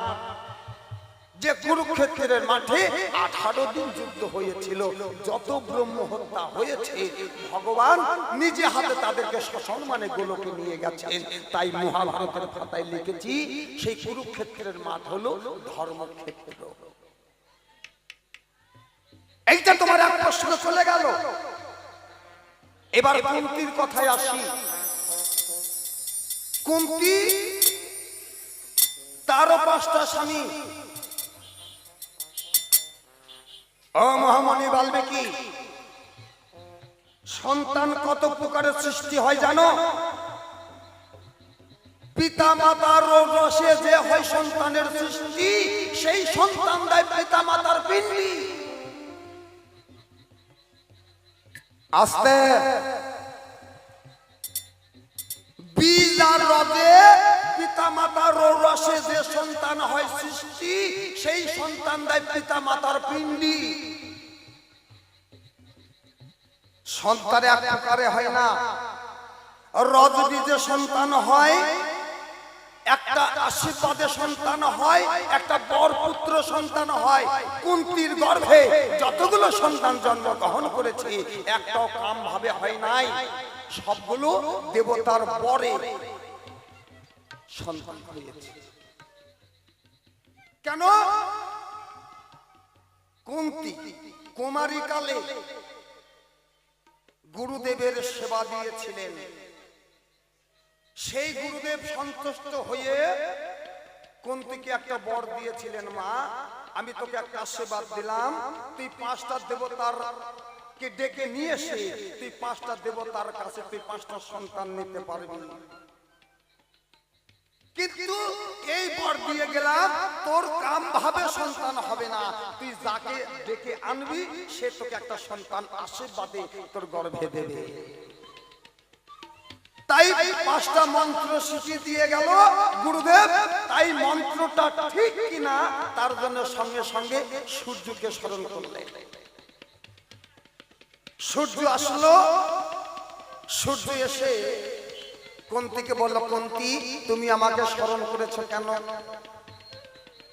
কুন্তি বলল, সূর্যদেব আমি 5টা মন্ত্র শিখেছি, সেই 5টা মন্ত্র ঠিক আছে কিনা আমি তাই একটু যাচাই করবার জন্য মনে মনে আমি সেই মন্ত্রগুলো পাঠ করেছি, আমি জানি না সেই মন্ত্রটা ঠিক কিনা। এইবার সূর্যদেব বলল, কুন্তি তুমি যখন আমাকে ডেকেছো আর আমি যখন এসে পড়েছি, তাই আমি তোমাকে একটা বর দিলাম, তোমার গর্ভে একটা সন্তান সম্ভাবনা হবে। সেই সূর্যের বরে জন্মগ্রহণ করলো কুন্তি। কর্ণকে কান দিয়ে প্রসব করলো, মাতৃজনী দিয়ে করে নাই। মাতৃজনী দিয়ে করলে কুন্তি অসতী হয়ে যেত, তাই কান দিয়ে প্রসব করেছিল, তার নাম হলো কর্ণ। বুঝেছ? এবার আরো 5টা ভাই, যুধিষ্ঠির ধর্মরাজের পুত্র যুধিষ্ঠির, ধর্মরাজের বরে যুধিষ্ঠির জন্ম হয়েছিল। পবনের আশীর্বাদে ভীমের জন্ম হয়েছে। অর্জুন ইন্দ্রের আশীর্বাদে অর্জুনের জন্ম হয়েছে। অশ্বিনী কুমার দ্বয়ের আশীর্বাদে 2টি সন্তান হয়েছে, নকুল সহদেব। এই সন্তানগুলো কাম ভাবে হয় নাই, একমাত্র আশীর্বাদ দিয়ে সেই সন্তানগুলো করেছে। তাহলে তারা সতী থাকবে না কেন? আমাদের এই জগতের মায়েরা, এই বাস্তব জগতের মায়েরা স্বামী ভিন্ন যদি কোনো পরপুরুষের সঙ্গ করে, মহাভারত গীতার পাতায় লিখেছে সেই মা এই জগতে, এই বাস্তব জগতে ব্যভিচারিণী হয়ে যায়। কেন? তারা রস আর বীজ নিয়ে মাখামাখি করে। তার জন্য গীতার পাতায় লিখলেন, স্বামী থাকতেও যে মায়েরা পরপুরুষের সঙ্গ করে, করলে পরে তারা ব্যভিচারিণী হয়ে যায় জগতে। কুন্তি তা হয় নাই, একটা করে আশীর্বাদে, একটা করে দেবতার আশীর্বাদে একটা করে সন্তান নিয়েছে। বুঝতে পেরেছ? এইবার তোমার 3 নম্বর জিজ্ঞাসা, দ্রৌপদীর 5 স্বামী, 5টা স্বামী। একটা কথাটা মন দিয়ে শোনো মা, চেঁচামেচিটা করো না বাবা। যে চলে যাবার সে আপসে চলে যাও, আর্যকে ডেকে নিয়ে যায় না। তাহলে দ্রৌপদীর 5টা স্বামী, তাই তো আমরা জানি মহাভারতে। কিন্তু না মা, দ্রৌপদীর 5টা স্বামী না, দ্রৌপদীর একটাই স্বামী, সেটা হলো অর্জুন। কেন? দ্রৌপদ রাজা একটা মৎস্য টাঙিয়ে দিয়েছিলেন, সেই মৎস্যর চক্ষু যে বান দিয়ে ভেদ করতে পারবে, সেই দ্রৌপদ রাজার মেয়ের সঙ্গে দ্রৌপদীর তার বিয়ে হবে। তাই সেই স্বয়ংবরে পঞ্চপাণ্ডব গিয়েছিল, কিন্তু অর্জুন বড় ভাইকে আদেশ করেছিলেন, দাদা তুমি আমাদের জ্যেষ্ঠ, তাই তুমি ধনুক বাণ নিয়ে তুমি মৎস্যের চক্ষু ভেদ করো। এই 4 ভাই মিলে সবাই অর্জুনকে দায়িত্ব দিলেন, ভাই তুই হচ্ছে ধনুকে পারদর্শী, তাই এই কাজ তুই কর। সব 4 ভাইয়ের অনুমতি নিয়ে অর্জুন যখন বাণ নিলেন হাতে, জলের দিকে মুখ করে, মৎস্য টাঙিয়ে আছে 50 মাইল 50 হাত দূরে, জলের দিকে মুখ করে বাণ নিক্ষেপ করে মৎস্য মাছের চক্ষু ভেদ করেছিল। তাই একমাত্র অর্জুনের সঙ্গে দ্রৌপদীর বিয়ে হয়েছিল, আর বাকি 5 জনেরা হয় নাই। ও বাল্মীকি, কথাগুলো একটু ভালো করে কানের মধ্যে নিও। এইবার যখন দ্রৌপদীকে নিয়ে 5 ভাই যখন কুটিরে ফিরে গেল, দ্রৌপদীকে আড়াল করে রেখে 5 ভাই মায়ের সঙ্গে গিয়ে দেখা করলেন। 5 ভাই বলল, মা আমরা একটা ফল এনেছি,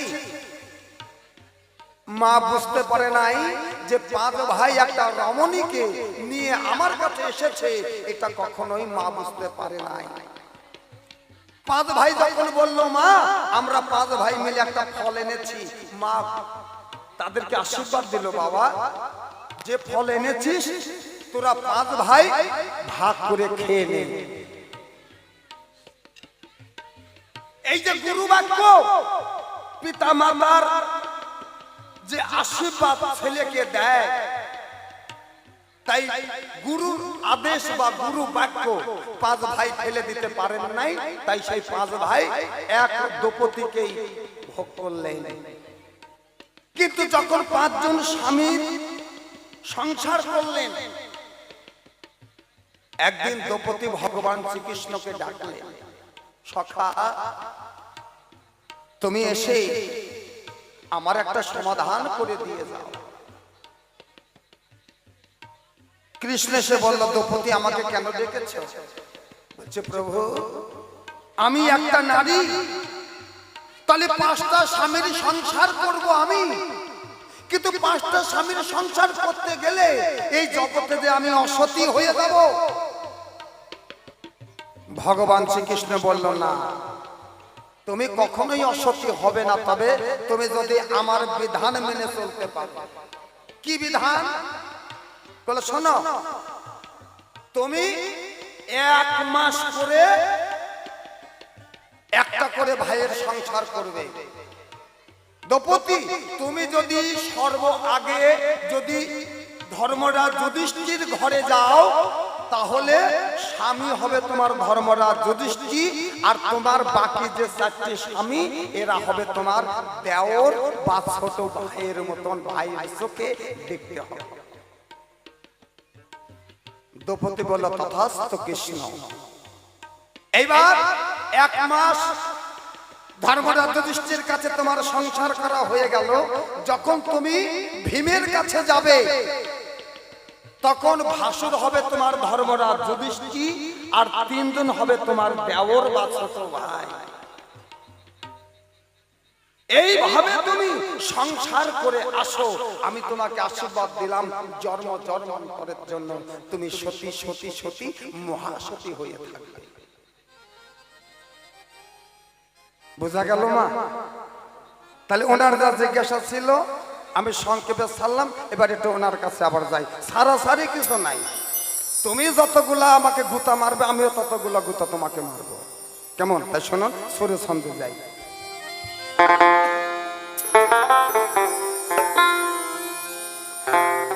শোনো শোনো বাল্মীকি মুনি, শোনো শোনো বাল্মীকি মুনি, তোমাকে জানাই গো, তোমাকে জানাই।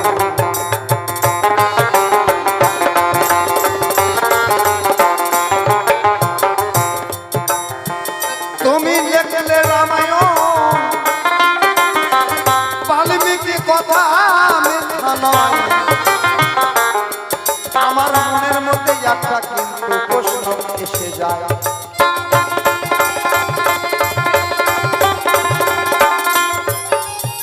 কি রামায়ণে পেলাম রাজা দশরথের 4টি ছেলে, রাম লক্ষ্মণ ভরত শত্রুঘ্ন। এই 4টি ছেলে শাস্ত্রে আমি দেখতে পাই রাজা দশরথের নাকি আর একটা ছেলে আছে, রামায়ণে পাওয়া যায়।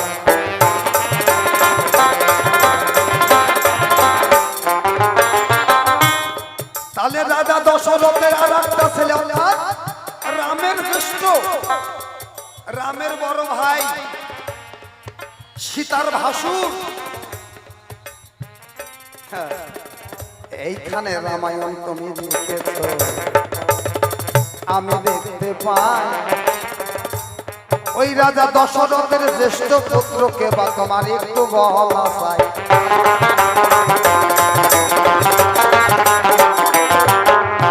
এই 4টি ছেলে রাম লক্ষ্মণ ভরত শত্রুঘ্ন, এরা কি করলেন? যজ্ঞের সুর জানলাম যে ফল খেয়ে 3 রানী 4টি সন্তান প্রসব করেছে। তাহলে রামের জ্যেষ্ঠ ভাই যিনি কোন মায়ের গর্ভে জন্ম নিল তোমার একটু বলা যায়? তিনি কাম ভাবে সৃষ্টি হলো না কিভাবে হলো একটু বলবে তাই?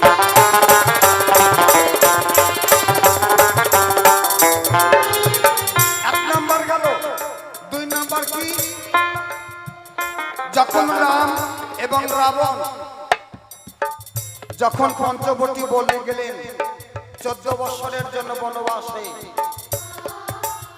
এই 14 বছরের জন্য বনবাসে গিয়ে রাম রাবণের যুদ্ধক্ষেত্রে লক্ষণ শক্তিশালী পড়লেন। তাই তোমার রামায়ণে আছে রাবণ লক্ষণকে শক্তিশালী মেরেছিল। এবার সেই শক্তিশাল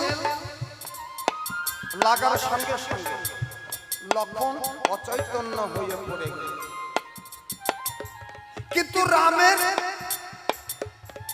লক্ষণের প্রাণ কিসে বাঁচবে এই বিধান আর কেউ দিতে পারে না, এমনকি রামচন্দ্র। তাই মা স্বয়ং আদ্যাশক্তি মহামায়া তিনি স্বয়ং এসে লক্ষণের প্রাণ বাঁচানোর সিদ্ধান্ত দিলেন। রাম, এইভাবে হবে না, তোমার ভাইকে বাঁচাতে গেলে গঙ্গা পর্বতে গিয়ে বিশল্য করলি আনতে হবে সঞ্জীবনী। সেই বিশল্য করবে সঞ্জীবনী একমাত্র রস যদি লক্ষণের প্রতিষ্ঠাতে দেওয়া যায় তাহলে লক্ষণ প্রাণ ফিরে যাবে। এবার হনুমান গেল সেই পর্বত হাতে তুলে নিল আর সেই অযোধ্যার উপর দিয়ে হনুমান উড়ে আসতেছে।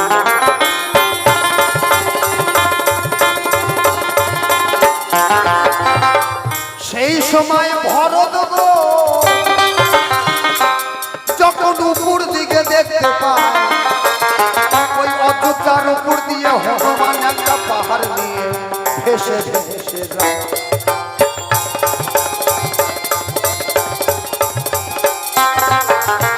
ভরত মনে মনে ভাবলেন, কে মানুষটা আমার অযোধ্যার উপর দিয়ে একটা পাহাড় নিয়ে যাচ্ছে উড়ে, এইটাকে না দেখলে আমি ছাড়ব না। সঙ্গে সঙ্গে ভরত কি করলেন, বাটুল মারলেন। বাটুল মেরে হনুমানকে নিচে নামিয়ে আনার পরে যখন মাটিতে পড়লো হনুমানের মুখে জয় রাম জয় রাম জয় রাম বলে ধ্বনি হচ্ছে।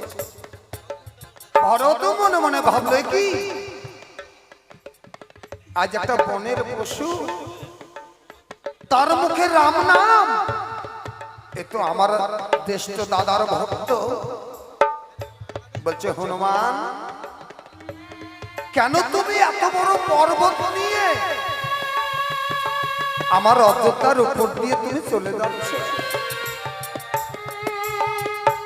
হনুমান নয়নের জল ছেড়ে দিয়ে বলছে, ভরত তুমি কি জানো ঠাকুর লক্ষণ শক্তি ছেলে পড়েছে, তাই আমি সেই গন্ধর্ব পর্বতে গিয়েছিলাম বিশল্য করবি আনবার জন্য। এই বিশল্য করবে রস লক্ষণের সেই বক্ষস্থলে যদি দেওয়া যায় সঙ্গে সঙ্গে লক্ষণ প্রাণ ফিরে। যখন অযোধ্যায় যখন হনুমান নামে লক্ষণের বউ, ভরতের বউ এবং সহজ 3খানা বউ এসে দাঁড়ালেন হনুমানের কাছে। একটু ছোট এসে যখনই শুনতে পেলেন লক্ষণ শক্তিশালী পড়েছে, 3 মা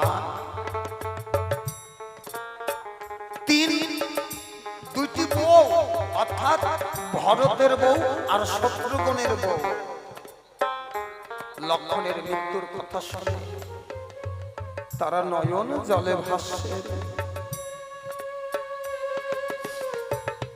তারা ভেসে ভেসে সবাই বক্তা পাচ্ছে। আজকে আমাদের দেওর মারা গেল, কেন তারা 14 বছরের জন্য গেল বনবাসে? কিন্তু লক্ষণের স্ত্রী অর্থাৎ যার নাম হচ্ছে উর্মিলা, যখনই লক্ষণের শক্তিশালীর কথা বললে উর্মিলা তখন হেসে, উর্মিলা কাঁদা, নিজের স্বামী শক্তিশালী পড়েছে, তার তো কিভাবে তার কান্না করা উচিত, কিন্তু না কেঁদে স্বামীর মৃত্যুর কথা শুনে সেই লক্ষণের স্ত্রী উর্মিলা হা হা করে হেসে উঠলেন। তোমার কাছে বাল্মীকি রইল জিজ্ঞাসা, কেন সেই উর্মিলা হাসি দিল? তুমি বলিলে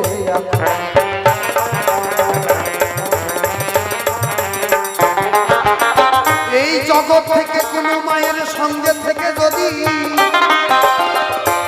ও মা যদি স্বামী চলে যায়, সেই মায়ের যে কি অবস্থা হয় সে জানতে পারে।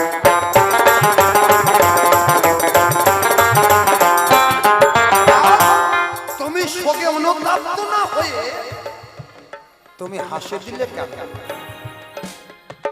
কেন বাল্মীকি? যার জীবনের সঙ্গী, যার জীবনের চাওয়া পাওয়া স্বামী হলো পৃথিবীতে মায়েদের হচ্ছে বড় দামি। যে মায়েদের স্বামী আছে তার সতীত্বটা ঠিক আছে, যাদের স্বামী জগৎ থেকে চলে গেছে ওই মাঝে কত অসহায়, ওই মাঝে কত দুঃখিনী, যার একবার হারিয়ে গেছে সেই জানে। তাই উর্মিলা স্বামীর শোকে কাতর না হয়ে তিনি হেসে উঠলেন। কি কারণের জন্য হাসি দিল একটু বলবে? তাই এই তিনখানা জিজ্ঞাসা তোমার কাছে রেখে গেলাম।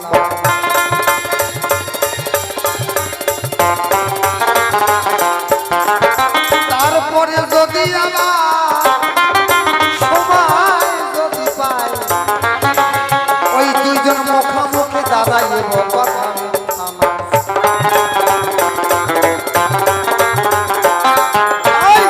আজকে আমাদের শেষের দিন, আর কিছু সময় আছে, আমাদের পরে দুইজন ভালো শিল্পী গান শোনাতে আসবে।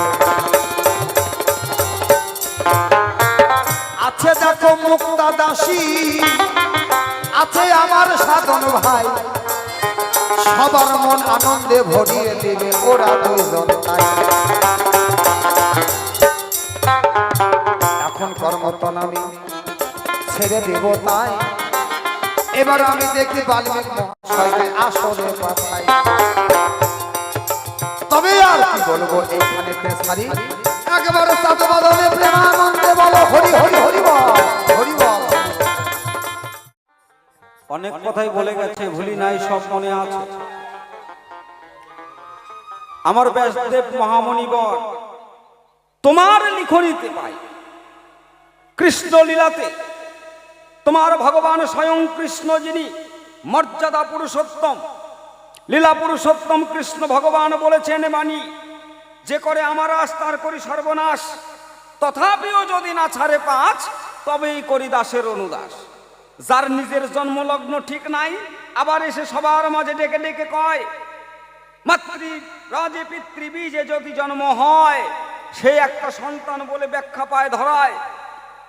তোমার ভগবান কৃষ্ণেরও জন্মলগ্ন ঠিক নাই। বলিতে মরি লজ্জাতে, পিতামাতা কখনোই ছিল না এক শয্যাতে। হ্যাঁ, যেমন মোবাইলে ফোন করলে আমেরিকার খবর আপনি বালুরঘাটে বানিয়াপাড়া থেকে খবর নিতে পারেন, তদ্রূপ এর ভগবান শ্রীকৃষ্ণের জন্মলগ্নটাও তদ্রূপ তাই রয়, যে ভগবান কৃষ্ণ মারাই গেল না অথচ তার শ্রাদ্ধপিণ্ড হয়ে দপা সারা। হ্যাঁ, তার আবার এত বড় বড় বড়াই, তোমার লিখনিটাই ভুল। তারপরে বলে গেছো, ওগো বাল্মীকি মহর্ষি মহাশয়, তোমার কাছে জানতে চাই, রাজা দশরথের 4টি সন্তান সবাই এসে বলে গেলে, কিন্তু শাস্ত্র অনুপাতে লক্ষ্য করলে আর একটা মেলে ছেলে, রামের জ্যেষ্ঠ ভ্রাতা। একবার বুঝিয়ে বলো সেই কথা। তাহলে রামের জ্যেষ্ঠ যদি হয়, সম্পর্কে সীতার ভাসুর বলে পরিচয় রয়, তাহলে সীতার ভাসুরটাই বা কে বা খাটি খাটি সূক্ষ্ম করে আমার কাছে জবাবটা দিয়ে যাবা। প্রথম প্রশ্ন করলো দান, দ্বিতীয় প্রশ্নে হলো ভগবান। সেটা কি? লক্ষণ শক্তি ছেলে পতিত হলো, সুসেন বৌদ্ধর মেয়ে আদ্যা শক্তি মহামায়া, যিনি দুর্গা দুর্গতি না আসেনি, বিধান দিল তাই বিষণ্ণ করবী এবং মৃত সংজীবনী এনে যদি লক্ষণের ক্ষতস্থানে দেওয়া যায়, তবেই লক্ষণ প্রাণ ফিরে পেতে পারে, নইলে নয়। হনুমান গন্ধমাদন পর্বতে গেল, মনে মনে ভাবলো বিষণ্ণ করবী কোনটা চিনতে পারে নাই, তাই পর্বতটাকে তুলে নিল নিজের হাতের তালুতে। তাই গন্ধমাদন পর্বত নিয়ে আসবার সময় যখন এলো অযোধ্যায়, ছায়া যখন পড়ে গেল, ভরত তখন 80 মনে বাটল মারলো। হনুমান নেমে গেল ধরায়, বলল কি ব্যাপার হনুমান, আজকে তুমি এই পরিস্থিতিতে কারণটা কি?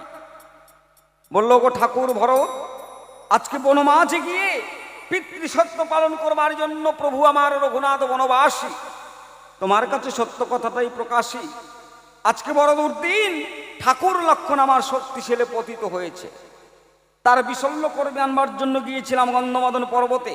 এই কথা শুনবার সঙ্গে সঙ্গে দশরথের যে বৌমাগুলো ছিল, শ্রুতিগীতি, পাণ্ডবী, উর্মিলা, সীতা, যিনি বর্তমানে তখন অশোক কাননে ছিলেন তিনি, কারণ লঙ্কার দশাননে সে সীতাকে হরণ করে নিয়ে চলে গেল লঙ্কায়। ঠিক সেই সময় লঙ্কায় যখন সীতার কানে খবরটা পৌঁছালো লক্ষণ শক্তিশালী আবদ্ধ হয়ে গেছে, সীতা মৃদু মৃদু হাসি দিল, মৃদু মৃদু হাসি দিল। কিন্তু গৃহে যে আরো 3 জন ঘর রমণী ছিল, শ্রুতিগীতি, পাণ্ডবী, উর্মিলা। উর্মিলা ছিল লক্ষণের ঘরণী, তিনি নয়নের জল ফেলেনি কখনই, অথচ শ্রুতিগীতি, পাণ্ডবী এবং কৌশল্যা, কৈকেয়ী, সুমিত্রা এবং তাছাড়াও দাসী মন্থরা, রাজা দশরথ সকলেই মর্মাহত হয়ে গেলেন। সে কি? দুর্মাদ রাবণের সেই শ্বশুরের দেওয়া প্রদত্ত শক্তি সে এলে বানে আবদ্ধ হয়েছে ঠাকুর লক্ষণ। আর বুঝি আমার লক্ষণ প্রাণ ফিরে পাবে না। আমরা বুঝি জনমের জন্য লক্ষণকে হারিয়ে ফেললাম, কিন্তু লক্ষণের ঘরণী যিনি সতী সাবিত্রী ছিলেন, তিনি উর্মিলা, তিনি ঘরের মধ্যে প্রবেশ করে এক ঝলক মাত্র ঘুরে এসে হনুমানের সামনে এসে অট্টহাসি দিলে, কেন ওগো বাল্মীকি মহর্ষি, তোমার লিখনি আজকে রামায়ণের এই সঠিক উত্তরটা দেন। আমার কাছে ব্যাসদেব মুনি প্রশ্ন করলো দান, তোমার জ্যেষ্ঠ ভ্রাতাকে বাঁচিল সবাই এসে একটু দিও সমাধান।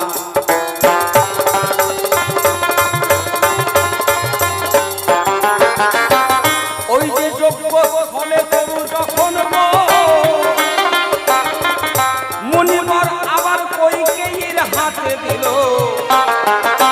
তাই দেখিয়া যখন কৌশল্যা আবার সেই কৈকেয়ীর কাছে গেল।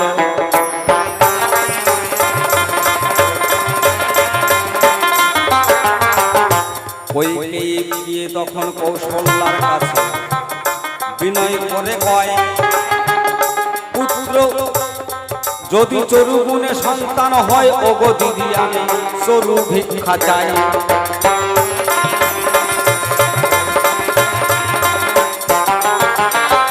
বলো দিদি, এই চরু ভক্ষণে যদি সন্তান হয় তাহলে আমাকে কি তুমি দেবে না?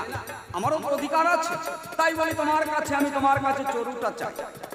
বললো এইভাবে তো হয় না, তাহলে এই চরু বা প্রসাদ ভক্ষণ করতে হলে পবিত্র দেহ নিয়ে এসে প্রসাদ পেতে হয়। সেই শ্রীফলকে দুই খণ্ড করে যখন ঘরেতে রাখিল, সরোবরে গিয়া দুই রানী যখন আবার সে স্নান করিতে গেল,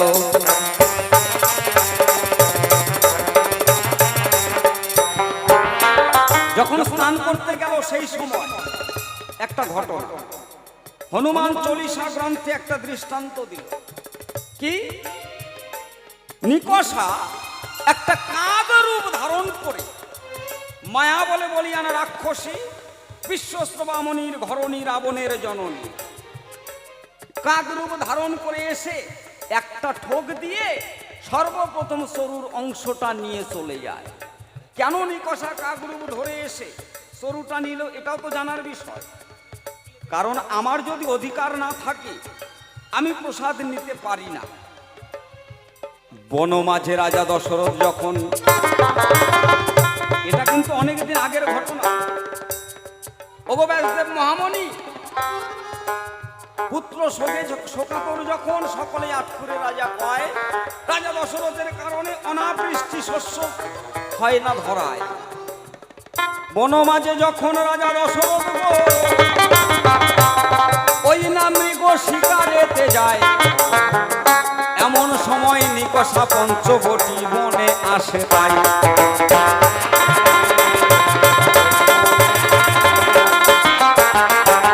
তৎকালীন দিনে একটা সংবিধান ছিল, কোনো রমণী, কোনো ঘরণী, কোনো জননী যদি সে রজবতী হয়, যদি কাউকে স্বেচ্ছায় প্রেম নিবেদন করে তার মনস্কামনা রক্ষা করতে হবে ধরায়, নইলে তার রক্ষা নাই। সে যদি ইচ্ছা করে আমার মনোবাসনা পূর্ণ হলো না তাই আমি তাকে অভিশাপ দিতে চাই, তৎক্ষণাৎ তার অভিশাপ লাগতে বাধ্য। তাই সেই সময় রজবতী ছিল নিকষা। বনের মাঝে ঘুরে ঘুরে দেখতে পেল একটা পাহাড়ের উপরে শৃঙ্গমণি একজন ধ্যানমগ্ন ছিল। মনে মনে চিন্তা করলো, তাই শৃঙ্গমণির মূর্তি অঙ্কন করে তার সঙ্গে মিলন করে আমি আমার ঋতু রক্ষা করতে চাই। সম্মুখেতে যখন রাজা দশরথ নিকষায় আবার দেখিবারে পেল, সরোবরে গিয়া রাজার কাছে তখন আবার মিনতি জানালো।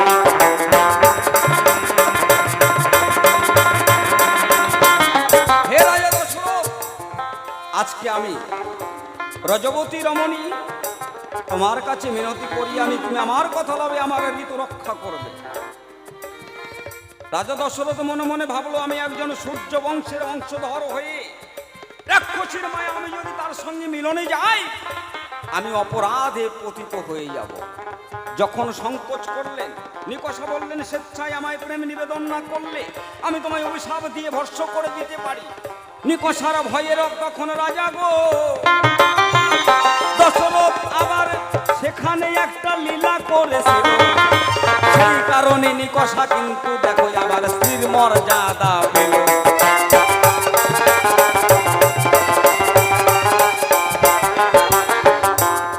ভেবেছ নর নারী শুধু মেটায় মনের ক্ষুধা, না গো, তোমায় দিলে প্রেমের অর্ঘ্য, তোমায়ও দেবে সে সুধা। তাই একজন পরপুরুষ যখন পররমণীর সঙ্গে মিলনে যায় নিজের আপন জন মনে করে তাকে প্রেম নিবেদন করে। এই জন্য সেখানে রাজা দশরথ ওই নিকষার কাছে একটা মিলনের কারণে নিকষা সেখানে একটা স্ত্রীর মর্যাদা পায়, যার জন্য একদিন বিশ্বশ্রবামণি বলেছিল, ওগো নিকষা, আজকে আমার কথা না শুনবার কারণে এই যে লঙ্কায় রাক্ষসের সৃষ্টি হয়েছে, তাই অতএব আজকে ভগবান স্বয়ং নারায়ণ 4 অংশে জন্মগ্রহণ করবে অযোধ্যায়। আমার কথা বলি, যদি পারিস ওই অযোধ্যায় চলে যাবি, ওই চরু ভক্ষণে যদি একটি সন্তান তোর গর্ভজাত হয়, সেই সন্তানের দ্বারাই তোর এই সাজানো পাপের লঙ্কা উদ্ধারও হয়ে যাবে, আর বেশি সময় নাই।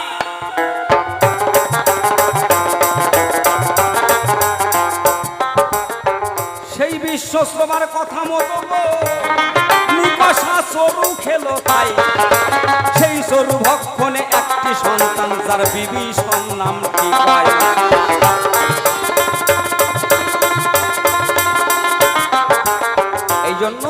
জন্ম হয়েছিল বিভীষণের, যিনি হলেন দেবের অংশ। এই বিভীষণ হলো জ্যেষ্ঠ ভ্রাতা, তোমায় দিলাম পরিচয়। এবার রামায়ণের মত অনুসারে সীতার ভাসুর বিভীষণ হয়।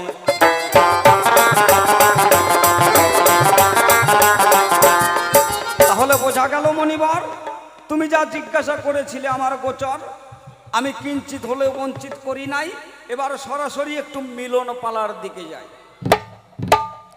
তুমি একবার এসো এসো ব্যাসদেব মণি, আমার এই মিলন মোহনাই গো। আজকে আমরা তত্ত্ব কথা শুনবো হেথা, তত্ত্ব কথা শুনবো হেথা, আমি যাহা জানি বাল চাইব।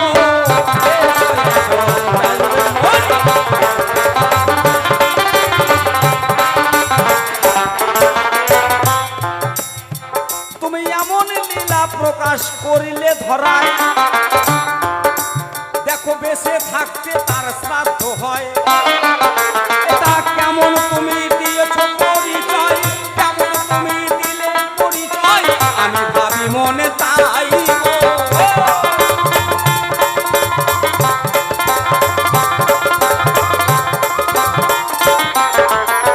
শোনো শোনো বাল্মীক মুনি, তোমার কথা সম্পূর্ণ ভুলটাই হলো জানো। কেমন তুমি জানো না তার মাহিত্যটা, আচ্ছা তুমি জানো না তার মাহিত্যটা, তোমারে জানাই গো।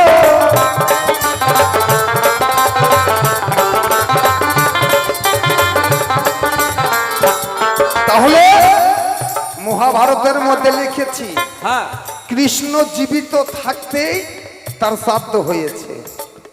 বাস্তব লিখেছি, কথাটা মিথ্যা নয়। কেন? আমার ভগবান গোবিন্দের একজন অন্তরঙ্গ বন্ধু ছিলেন। মহামণি থামো। হ্যাঁ তুমি কৃষ্ণকে ভগবান জ্ঞানে মানো? হ্যাঁ, হ্যাঁ, অনাদিরাদি অনাদিরাদি অনাদিরাদি প্রাণ মানে গোবিন্দ। যার জন্ম নাই মৃত্যু নাই। না।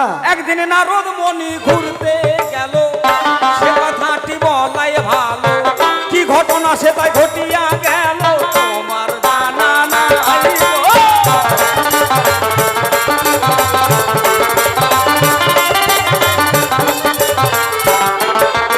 একটু আগেই বলে গেছে সভা পরে, রজে বিচে যে জন্ম ধরে। হ্যাঁ, ভগবানের কয়টা ছেলে, কৃষ্ণের কয়টা ছেলে? ভগবানের রোগ নাই, শোক নাই, জরা নাই, মৃত্যু নাই, জন্ম নাই। এটা আমরা শুনি ব্যাসদেব মহামণির লিখনিতে পাই। নারদমণি ঘুরতে গেল কোথায়? বৃন্দাবনে। বৃন্দাবনে যাওয়ার পরে শান্তি নাই। রাধারানী বলল বৃন্দাবনে কৃষ্ণ নাই। কোথায়? না দ্বারকায় রাজা। ওই দ্বারকাতে যাবার পরে কি ঘটনা ঘটলো তার গোচরে, একটু খুলে বলি তোমার ধারে, তুমি ভাবো মনে মনে। এসো এসো চন্দ্রমোহনাই গো, এসো এসো বাল্মীক মুনি। কৃষ্ণকে ভগবান বলে কয়। হ্যাঁ, কৃষ্ণকে ভগবান বলে কয়। সেখানে নারদমণি গিয়ে দেখতে পেল কি অষ্টমহিষী, একজন দুইজন নয়, আটখানা বউ ভগবানের, একটা তো হয় না। হ্যাঁ? সত্যভামা, রুক্মিণী, জাম্বুবতী, হৈমবতী, লক্ষ্মণা, ভদ্রা, আট ধরনী ছিল তথা। তথাপিও সদাই বলে রাধার কথা, সদাই বলে রাধা রাধার কথা, আমি জানতে পাই গো।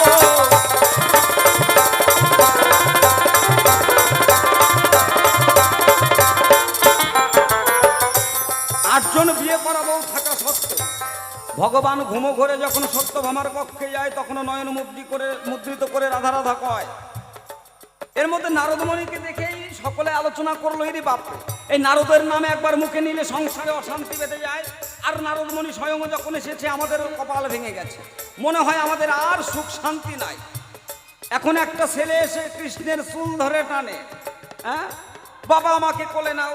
কেউ বা এসে কাপড় ধরে টানে, বাবা আমাকে কোলে নাও। কেউ বা এসে কাঁধের উপরে সরে, বাবা আমাকে কোলে নাও। নারদমণি পড়ে গেল মহা সমস্যায়, যার সর্বনাশ। যা প্রভু এরা কারা? পিপিলিকার সারিবদ্ধ ভাবে এসেছে তারা। প্রভু এরা কারা? বলে কেন? এরাই আমার ছেলে। এই যে 16,000 অষ্টরমণী যারাই ছিল,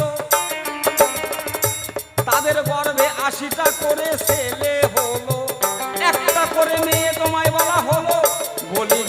খাইব।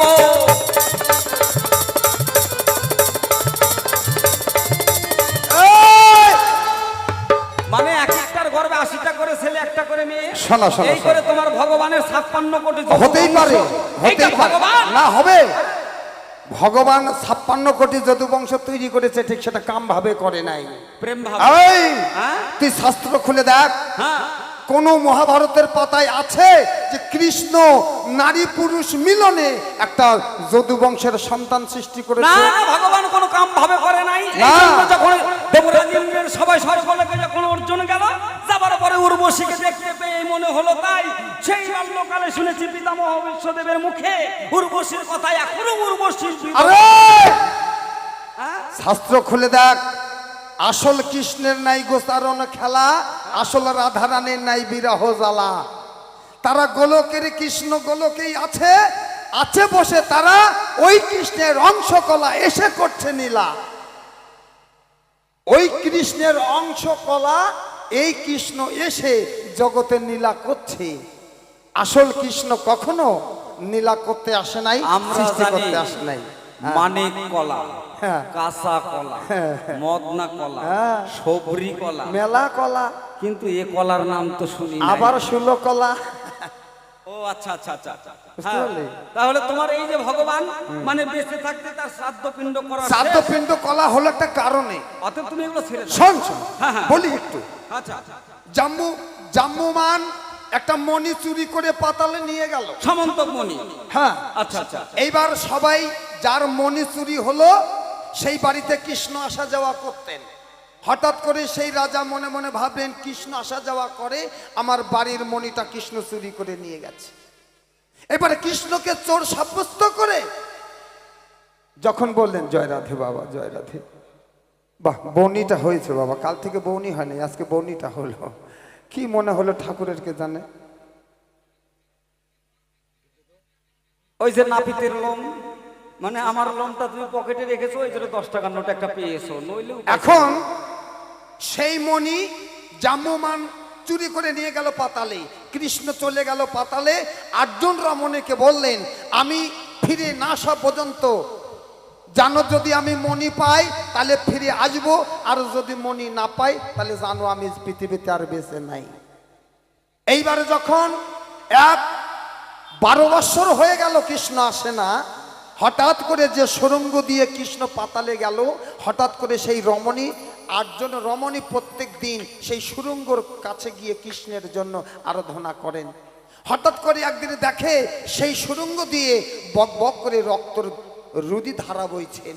তাই 8 জন রমণী মনে মনে ভাবলেন, কৃষ্ণ তো এই সুড়ঙ্গ দিয়েই পাতালে গেছে, আর বেঁচে নাই, এ কৃষ্ণের রুদির ধারা বসছে। তাই এই জন্য 8 জন রমণী কৃষ্ণ মারা গেছে বলে তার শ্রাদ্ধর আয়োজন করেছিল। কেমন বাবা? এই তো কথা তোমার মিটে গেল, আর একটি কথাই আমি জানবো ভালো, জবাব দেবে তুমি ভালো, এ ধর্ম সবাই গো।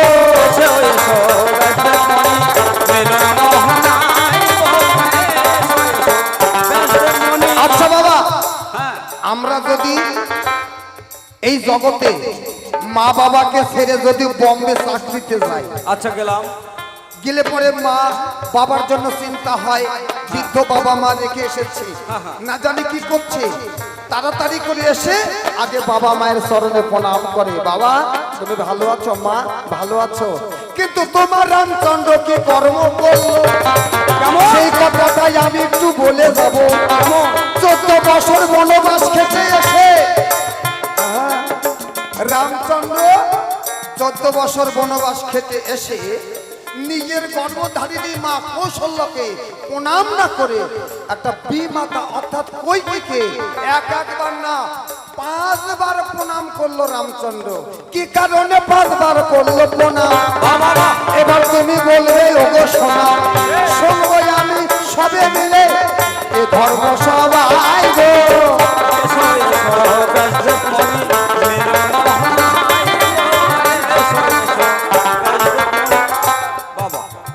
কৌশল্যা কৈকেয়ী সুমিত্রা, হ্যাঁ, তাহলে নিজের মা কৌশল্যাকে ত্যাগ করে বিমাতাকে কেন প্রণাম করলো। আমার সেই রাম নটবরে তার বিমাতা মানে সৎ মাকে 5 বার প্রণাম করলো, এতে জীবকে কি শিক্ষা দিল?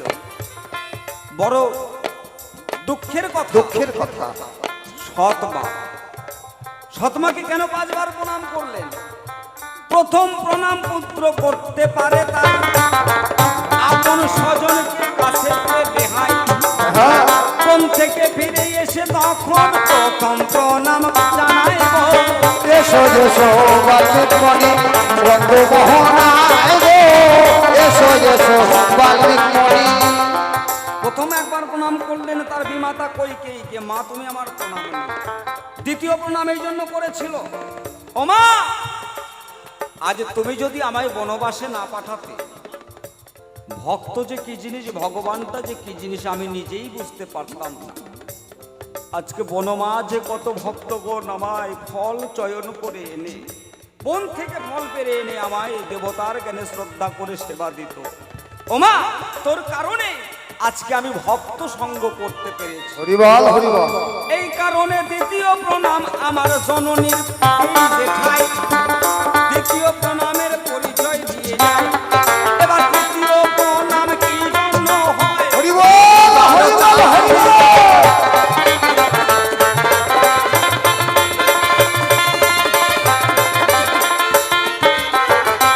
তৃতীয় প্রণাম কেন করেছি ওমা? এই যে রাবণ কুম্ভকর্ণ এরা পূর্ব জন্মে ছিল স্বর্গের দ্বারে, সত্য যুগে জয় আর বিজয়। এরাই হিরণ্যকশিপু হিরণ্যাক্ষ, এরাই শিশুপাল বক্রদন্ত, এরাই রাবণ কুম্ভকর্ণ, এরাই গিয়ে জগায় মাথায়। দুষ্টের দমন সৃষ্টির পালন করার জন্য তাই যুগে যুগে আমার অবতার হয়। আমি রাবণকে উদ্ধার করেছি কথায়, সেই কারণে তোমায় প্রণতি জানাই গো।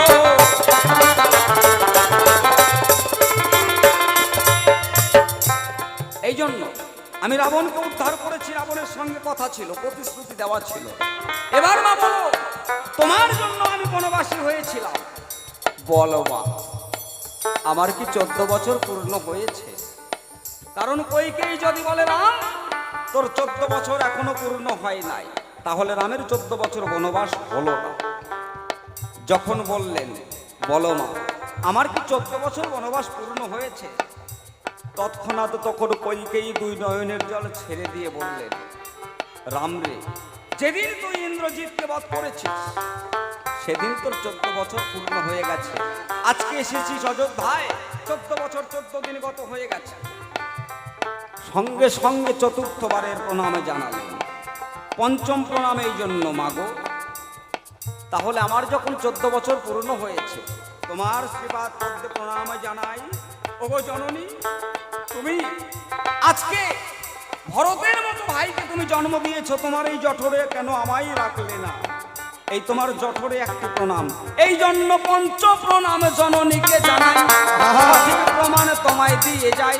এবার একটা কথা বলতে চাই, তুমি শোনো তাই গো। এসো এসো বাল্মিক মণি রঙ্গ মোহনায় গো, এসো এসো বাল্মিক মণি। যেই কৃষ্ণ সেই রাম ভজনিষ্ঠা করি, দেখো নামেরও সহিতে আছেন আপনি শ্রীহরি। হরিবল হরিবল। অতএব ব্যাসদেব মহামণি, তুমি যেমন লিখেছ মহাভারত, আমি লিখেছি রামায়ণ। আমরা কেউ লিখবার মালিক নই, একমাত্র ইশারা যার ইশারায় বিশ্ব ব্রহ্মাণ্ড চলে। আমরা দুজনেই লিখেছি যে একমাত্র তারই বলে। কেন আমরা দুইজনে করি নিজের বড়াইয়ের কোনো দরকার নাই। চলো দুইজনে মুখোমুখি হব, যুগল সেবার আয়োজন করে রাম। এবার আমি একটা কথা তোমায় বলি, শোনো বাল্মিক তাড়াতাড়ি। এই যে ব্যাসদেব আর বাল্মিক মণি একটাই মানুষ হয় রে। এসো এসো। ওই তেতা যুগে বাল্মিক হলো, ওই তাপর যুগে এসে ব্যাসদেব হলো, ওই দুটি মানুষ একটাই হলো। এসো দুইজনাই গো। এবারে কলি যুগে যখন হবে লীলা শেষ, কৃষ্ণ দাস রূপে করব প্রবেশ। কৃষ্ণদাস না, বৃন্দাবন দাস। এই বৃন্দাবন দাস রূপে আমরা গ্রন্থ লিখব, বৃন্দাবন দাস রূপে গ্রন্থ লিখব। সকলে তাই গো। ওই এসো এসো বাল্মিক মনে বলে বেশি বলে নাই গো প্রয়োজন, আমাদের মতো ভাব আমরা করি সমর্পণ। এইবারে যে সবার মাঝে আছেন যত ভক্তজন, সকলেই করি কিছু করিবেন দান এখন। যাকে চলে বেশি বলার প্রয়োজনও নাই, অল্পে অল্পে আমাদের কথা সেরে দিতে চাই। এই অবধি